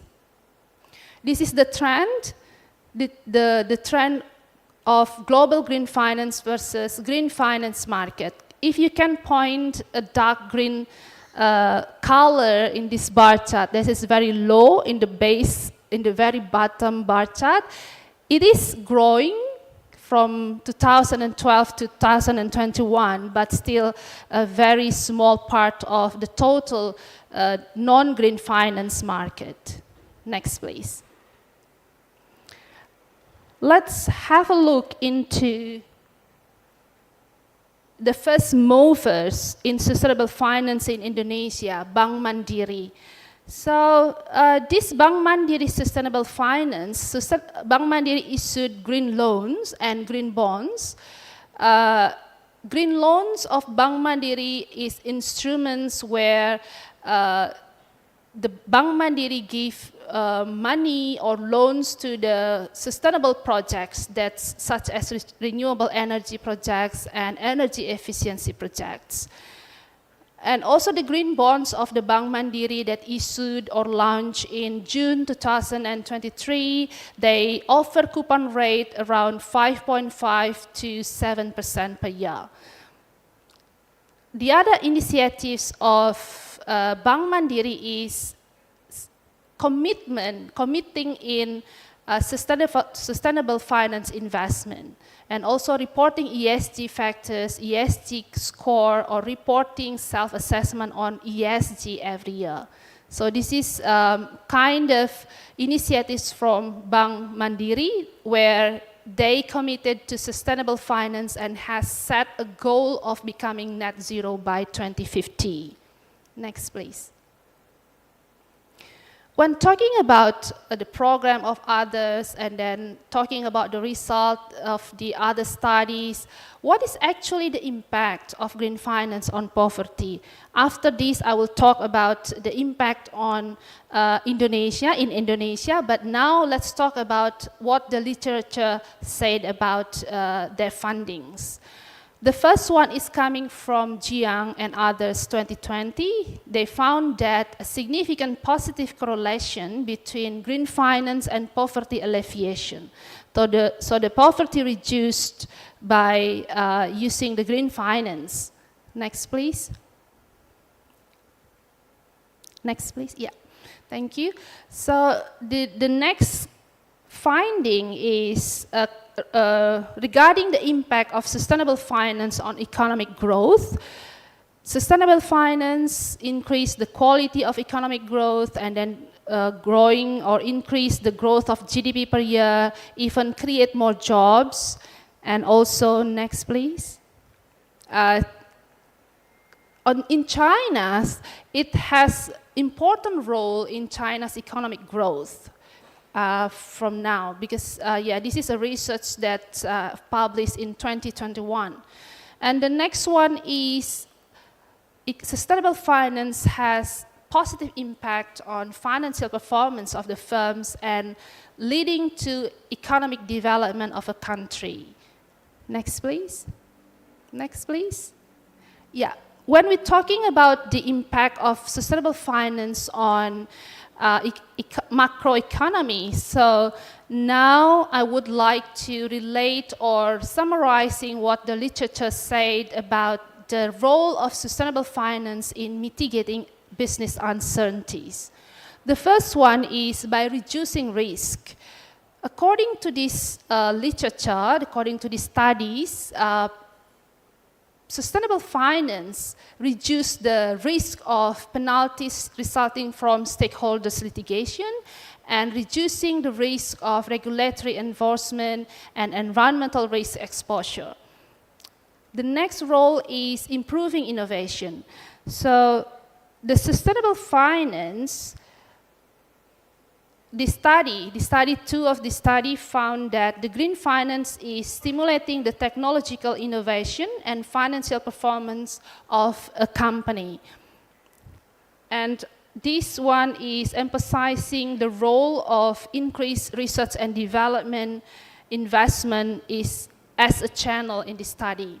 The next one is sustainable finance is able to improve the reputation of the firms. When a firms engage in a sustainable finance and showing their commitment to the environment sustainability, they will increase their sales and also their profits.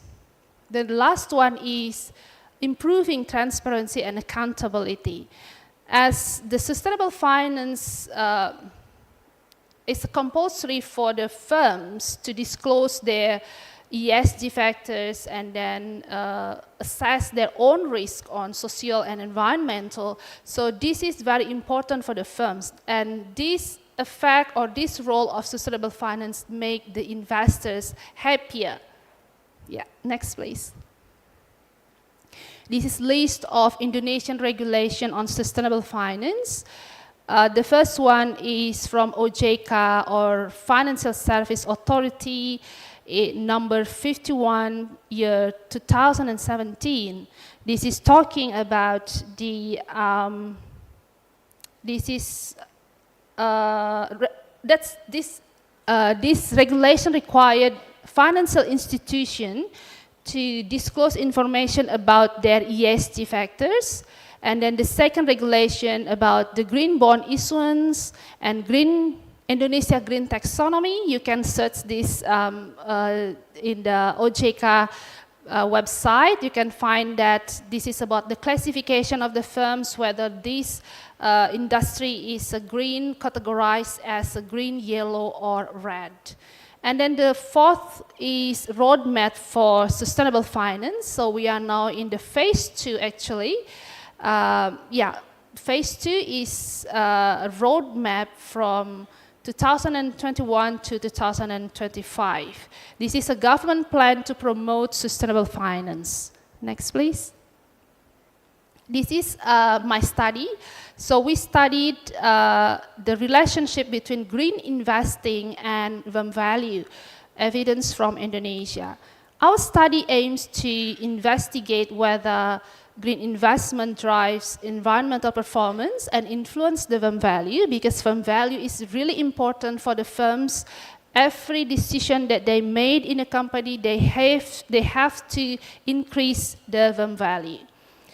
And also we examining the impact of government policy and shareholders protection and green investment forums on this relation. Next, please. Next, please. I will skip this because I don't think I will have enough time to talk about the concept and also the theory background. Next, please. Next, one more. Yeah, thank you. So this is the data that I used in my study. There were only 19 companies that reported investing in the environmental between 2009 and 2022. And based on the data that I used, INCO, this is energy company, has 46.30% in a percentage of green investment that offer their total assets. And then followed by Aneka Tambang, or ANTM, 2.41%. And the lowest here is Bank Mandiri that we just talked about in 2018 and 2022, and followed by Bank Tabungan Negara.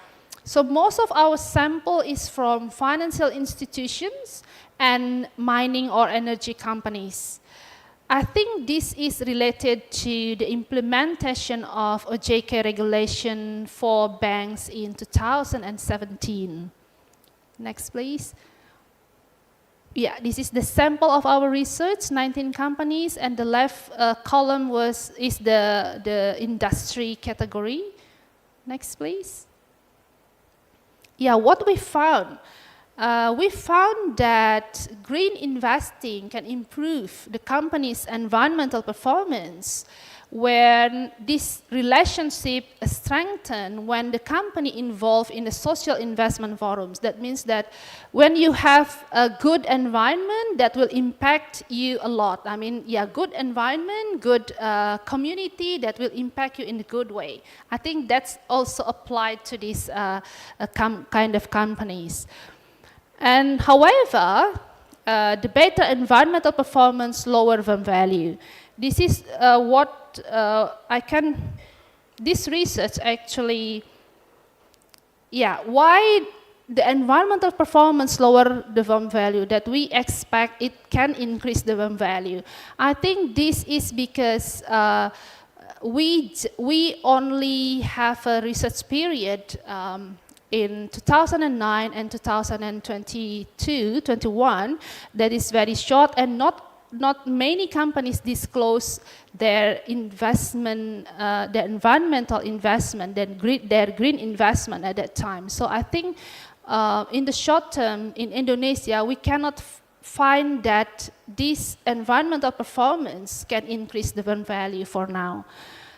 Interestingly, if the firms focuses on green innovation to develop, conduct eco-friendly research where economic value and environmental sustainability can be carried out simultaneously, it would lead to the higher value. So this is a good thing when the firms conduct green innovation, when they invest more in research and development for green technology that can reduce the cost of the cost per unit of the product, that can increase the firm value. Next, please. So what's the relation from our topic to the Indonesia economic growth? Green innovations, comprising technological as well as social innovations, promises to reconcile Indonesian economic growth and environmental sustainability. Next. Yeah, this is the future, the sustainable finance contribution to the future of Indonesia in the long term. Because when we talk about sustainable finance, it's not talking about the short time, but it's a long time and need more effort on it. So the one is future for our planet, because we need to care for our planet. And the second one, sustainable finance, is for the poor, can reduce the poverty. Sustainable finance can make the business more resilient and then positively contributes to the economic growth of Indonesia. Next, please. Yeah, this is the reference of my presentation. I think that's all. Thank you so much.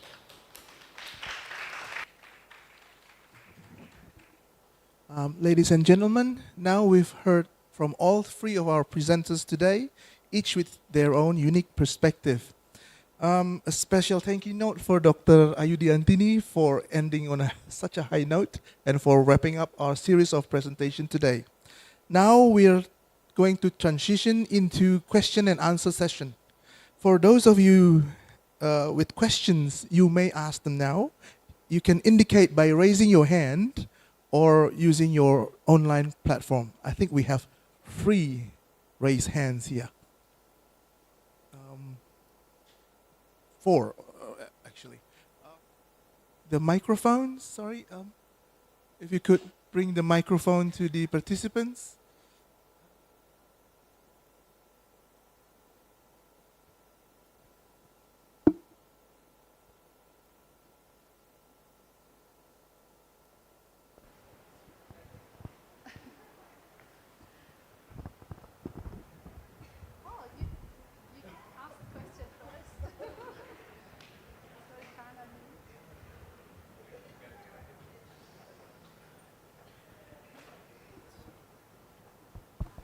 Yes. Hello, good morning, everyone. Um, okay, I'm Wira Suryadinata as undergraduate students of accounting. So my question is for Ms. Ayu Diantini. So recently, Pertamina said it will be converting Pertalite to Pertamax Green 92 for implementing bioenergy as a net zero emission goal in 2060. But our people are scared because the new gas means a higher price. So my question is, could this Pertamina step make a realization of people's welfare in the long term? Thank you very much.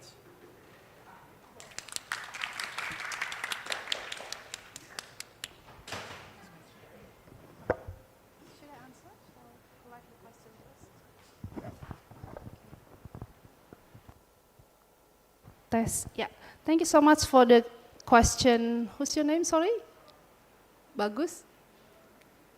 Vina. Wira. Okay, thank you, Wira, for the question. Yeah, I just read newspaper as well that Pertalite will be diminished and deleted by the government, and they will replace that with green something. Yeah, good. So I think that's a good news. Yeah, that's probably it's costly.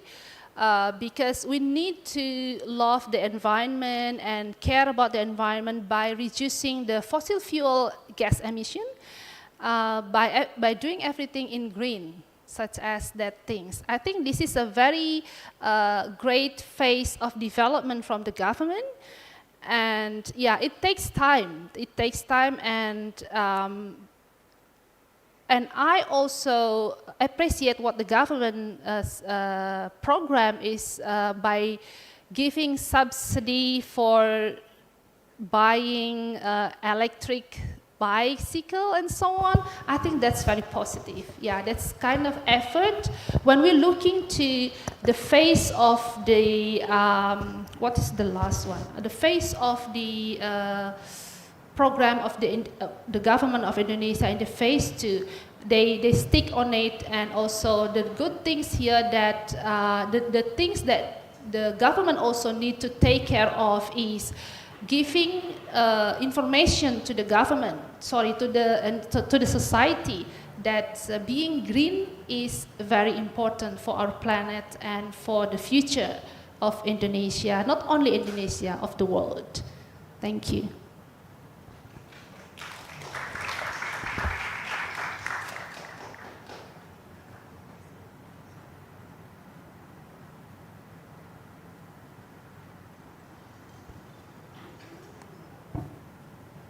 Okay, good morning everyone. My name is Ananta. I am majoring at economics. So I have some question from Ms. Dian. My question is why the growth of green finance is still low? Is that because of there is still low incentive for doing the green finance? And my another question is there any trade-offs if we realizing the sustainable finance? Because I believe that many countries in the world is still rely in the unrenewable energies. So that's my question. Thank you for the opportunities.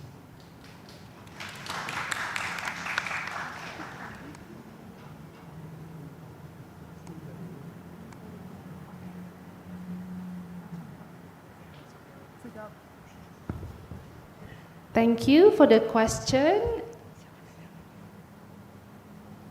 Sorry, what's your name, De? Endra. Thank you so much, Endra, for your question. Yeah.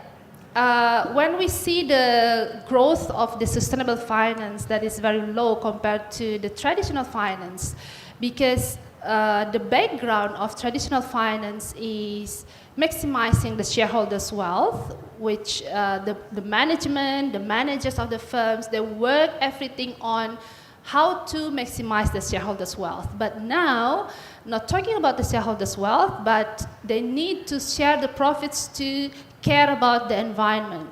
That's the things. In Indonesia, that's not mandatory yet to apply to be greener, but I think the government start to move forward, like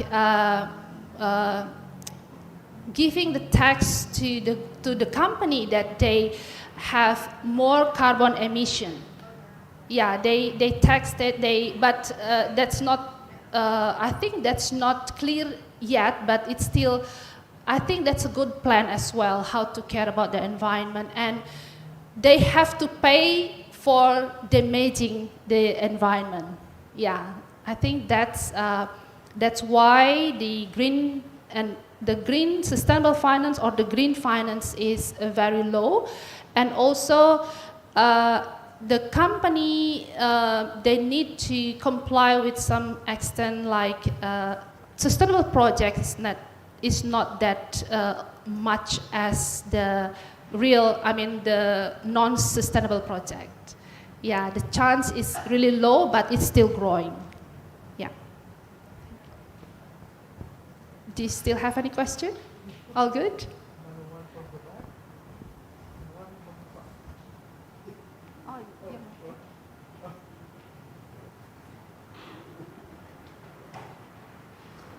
Okay, good morning everyone. Thank you for the time.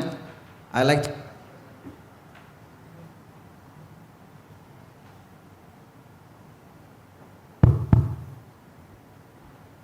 to ask question with Ms. Adianti. So we talk about the growth in economic. So I'm gonna ask about the common issue that happened in TikTok Live. That we used to know that TikTok Live used to sell things in very low point of price point. In some point that they destroy the market price. At this time, for me, the price war isn't good for the sustainable economic. So how do we deal about that? So in terms of the big company that controls the price point, I think that's not good things. Yeah, thank you. Thank you for the questions. I forgot who, the name is mentioned. Who is the name? Anggi. Anggit. Okay, terima kasih Anggit. So I think when we talk about the sustainable business, right? So price war. So it's common in the business, yeah. So it's not happens today, but it was also when the big giants hypermart versus Carrefour in the past is it's not on your stage maybe. In my age, that the times giant company, it's a hypermart, Carrefour, it's always have the price war during the weekend. So nowadays it's I think Grab sama Gojek yang pertama kali bakar-bakar duit when they subsidy the apa sih namanya free ongkir, discount the meals yang almost 30%, and then they stop, right? Grab, Gojek stop, and then Shopee Food starting to give 60% discount. Now it's TikTok. That's one of the strategy when they have the acquisition. So you need to have the consumer base dulu kan. When you try to get the consumer base and then you have the massive marketing, you invest the money. When you get the consumer base and then the consumer have been convenienced with your apps, and then you're just running the normal price. So that's one of the strategy, Anggit.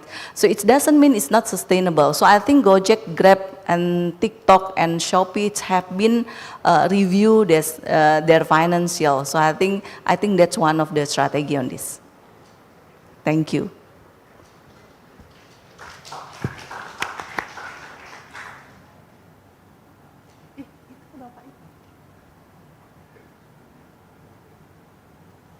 Hello, everyone. My name is Peter, and I'm a social entrepreneur and have a lot of social enterprises, and I like to sit here with the students. I still feel like I'm very young because I think I am young. I'm only 40. Is that okay to sit here? And I think about the role of social enterprise. I think about the role of business in terms of giving back, and I think about what the relationship to the word green means, or what social responsibility and what that means for community and people. And as we know, Indonesia has around about 60% of the population is youth. the fourth biggest population numbers in the world. So there is a big paradigm shift which is happening. And you can look at TikTok as something that kind of causes a disruption in the pricing models of things.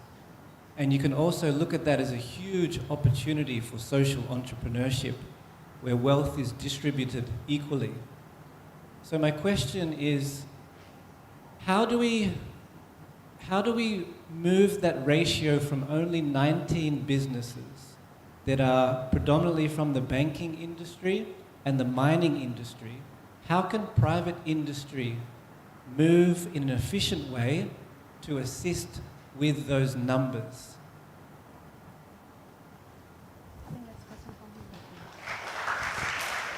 Hi, Philo. Is that Philo? Peter. Peter. Hi, Peter. Nice to meet you. Yeah, so the 19 companies that actually public companies that they disclose their financial information to Indonesian Stock Exchange in Jakarta. So for the SMEs, let's say SME or social companies or social businesses, they, I think they already made such a good move for now. For example, let's say a coffee shop.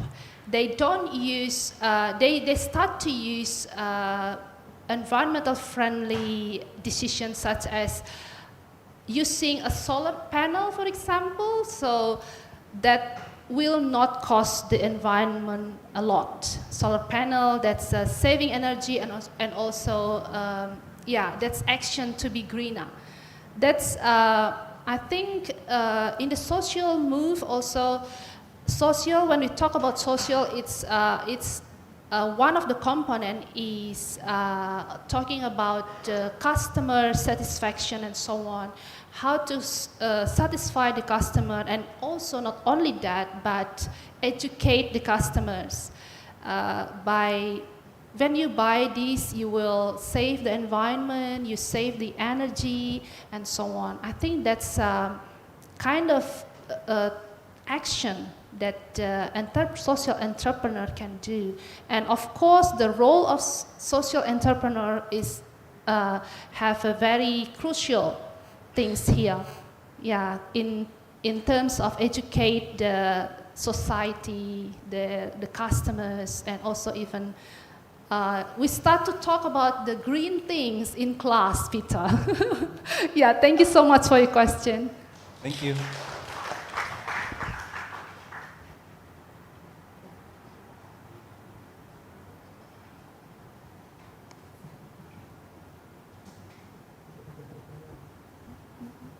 Okay, thank you very much. I'm really glad that Bapak Dekan Agus is here, because my contribution to this panel is not only a question, but it's also a statement. And before I can make that statement and transform that into a question, I need to know by hand how many students are sitting here right now. One student. How many students are here? I need you to lift up your hand and show me, to be bold and courageous, because your lecturers need to see. Your dean needs to see.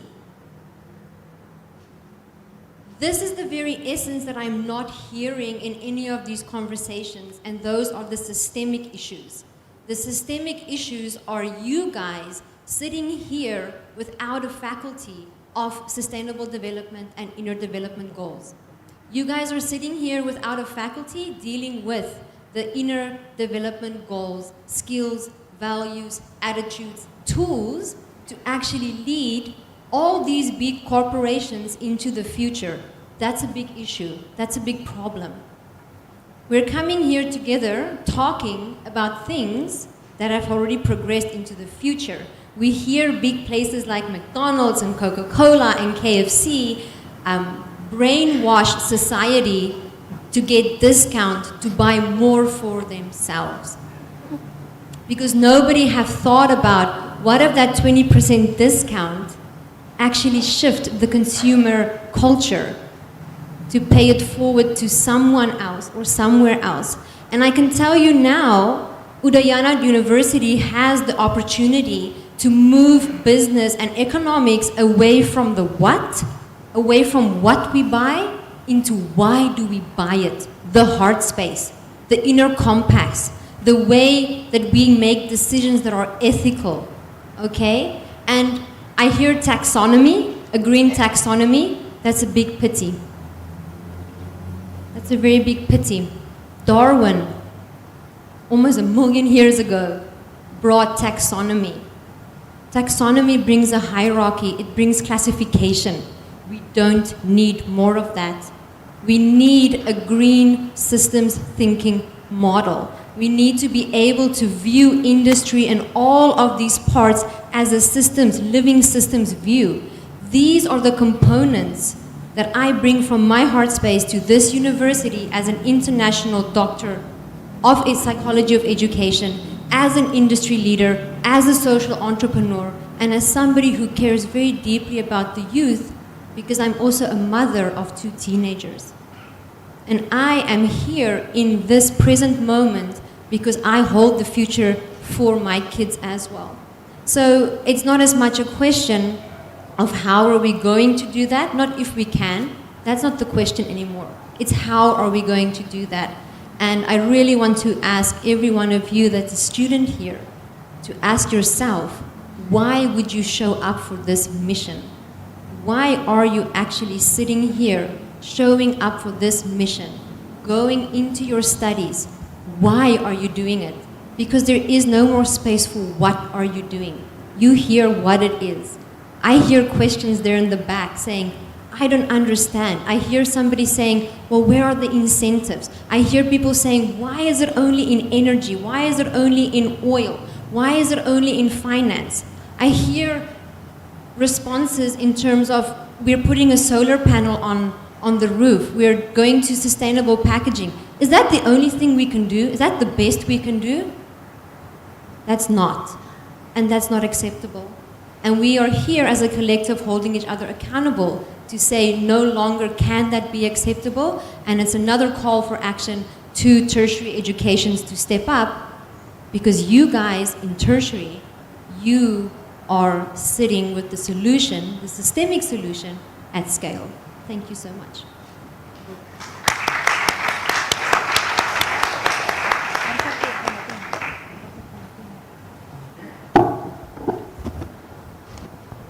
Thank you so much. Yeah, thank you so much for your statement and encouragement for us. I agree with you. This is the time to act, to take action, even in the level of education in such university like us here. And small step is important. Small step contributes positive impact to the environment and also social. I think continuous improvement is the emphasized things here. Little step, but that's continuously. Thank you so much. Sorry, what's your name?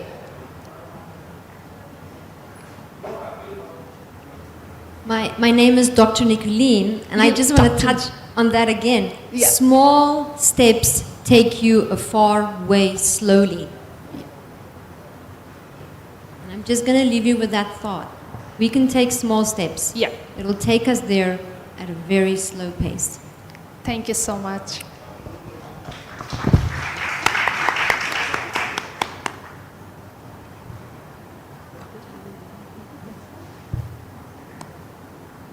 There was one more question on the back, the last one. Yeah.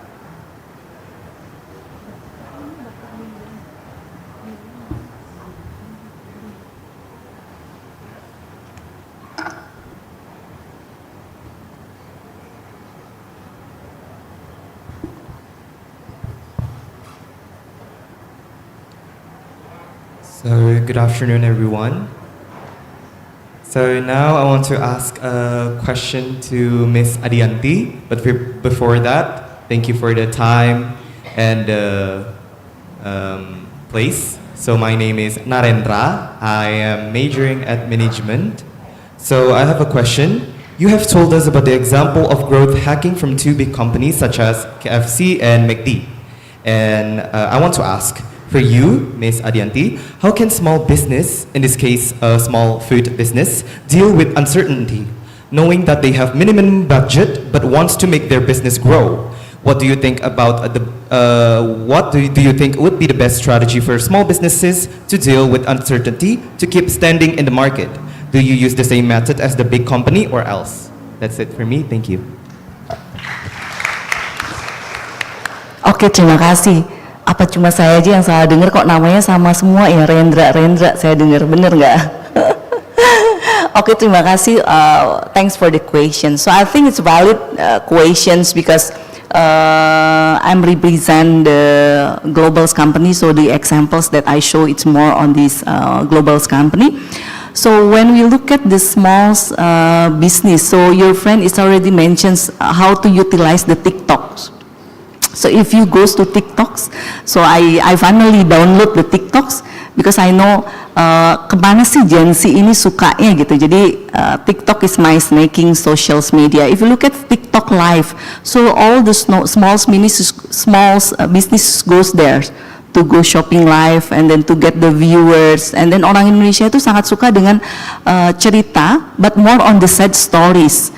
When you look at someone that post like jualan saya ini belum laku loh selama live shopping, and then suddenly goes viral and then the everyone's nonton itu mereka punya live. So back to my points when I mentioned on the slides, to be a growth hackers, you need to have the very strong data analysis. So it's not only for the big company. So the small businesses must to have this one. So what is the insight from your market? If you have like mungkin the small businessnya get the examples jualan baju ya. So kalau kalian jualan baju, insightnya apa? What is the happening right now?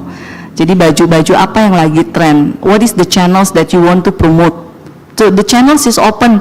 You can like easy to register on the online platform. You can register in the Tokopedia, you can register to the Shopee, you can do the live shopping, do the TikTok. So all those platforms, it's a part of the leverage the digital platform. So one, you get your insight, two, this to leverage the digital platform. And then after that, and then continue to listen to the consumers. Jadi pada saat you build your social media, the consumer will be comment kan, sukanya baju ini kak, baiknya launching yang ini aja kak. Makanya when I goes to Thailand, go to one of the famous beauty stores, di beauty stores itu all the Indonesians do the live shopping.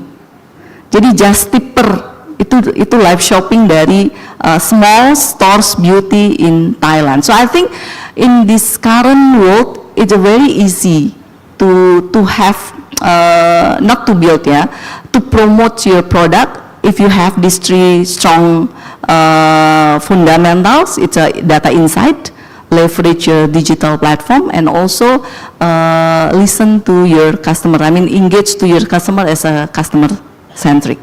So I think that's question. That's the answer. Thank you.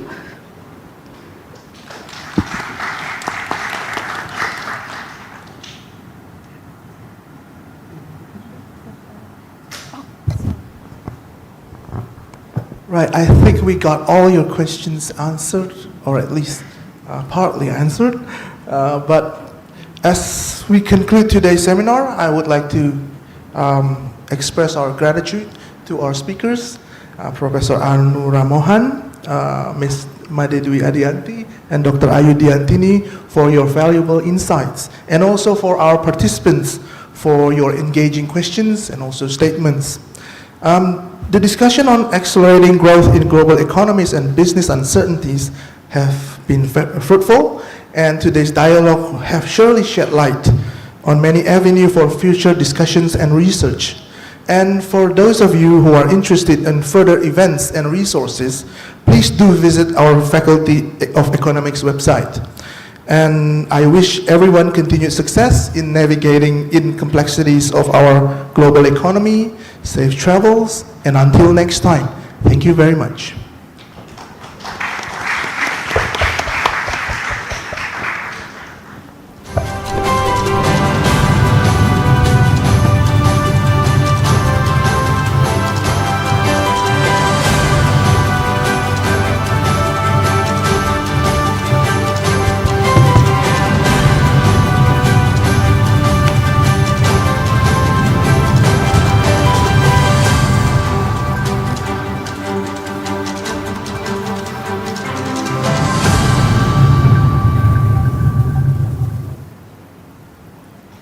Ladies and gentlemen, that was our seminar sessions. Please give a big round of applause for our speakers and also our moderator. And now is the time for us to present token of appreciation for our speakers and moderator. To the Honorable Dean of Faculty of Economic and Business, Udayana University, please join our speakers and moderator on the stage. Thank you.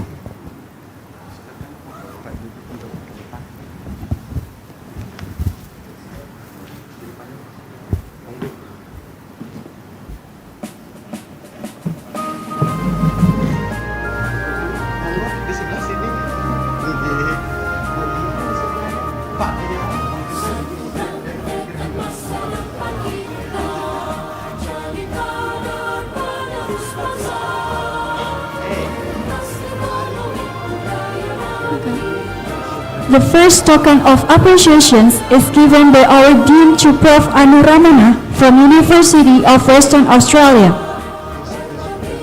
The next token of appreciation is given by our Dean to our remaining speakers and moderator, Ms. Natalis Adianti, SAMM.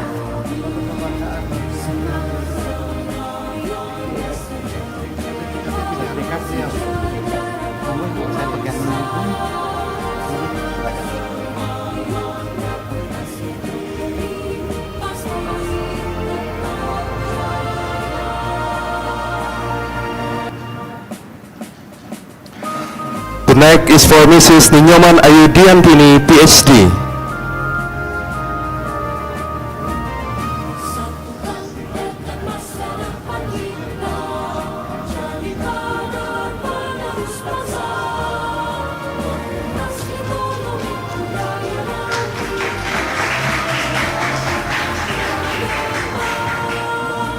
Last but not least is Mr. Dian Yaniarta Sukarta, SAAK, MACC, PhD.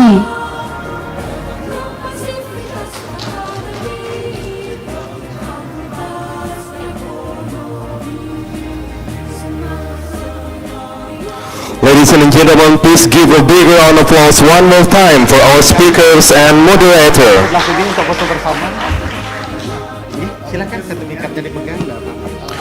For the Dean Faculty of Economic and Business, Udayana University, all speakers and moderator please remain on stage for a photo session.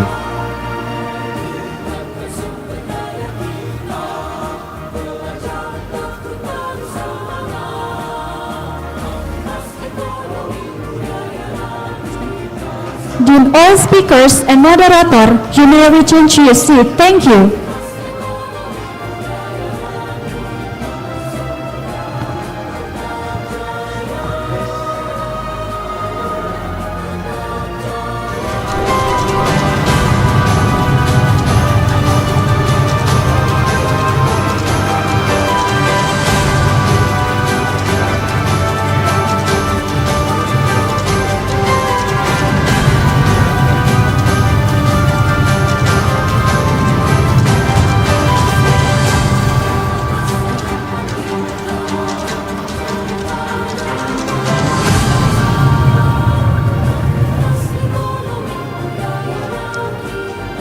Ladies and gentlemen, we nearly reached the end of the first iconic international seminar of the Faculty of Economic and Business, Udayana University.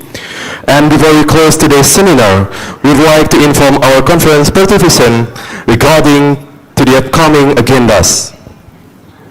Informal to all international seminar participants. After the seminar ends, it will be followed by the first Iconics Events International Conference on Economics and Business, Faculty of Economics and Business, Udayana University. The event will start at 13:30. For international seminar participants who are interested, you can join by the following link. In particular, this conference will be organized virtually using a WebEx meeting. And for the conference agenda, you may access the oral presentation schedule on the following link. Distinguished guests, ladies and gentlemen, it's been a productive and inspiring time we spent together. And this is the end of the first iconic international seminar of Faculty Economic and Business, Udayana University. Thank you very much for your kind presence, and we will see you on the next event.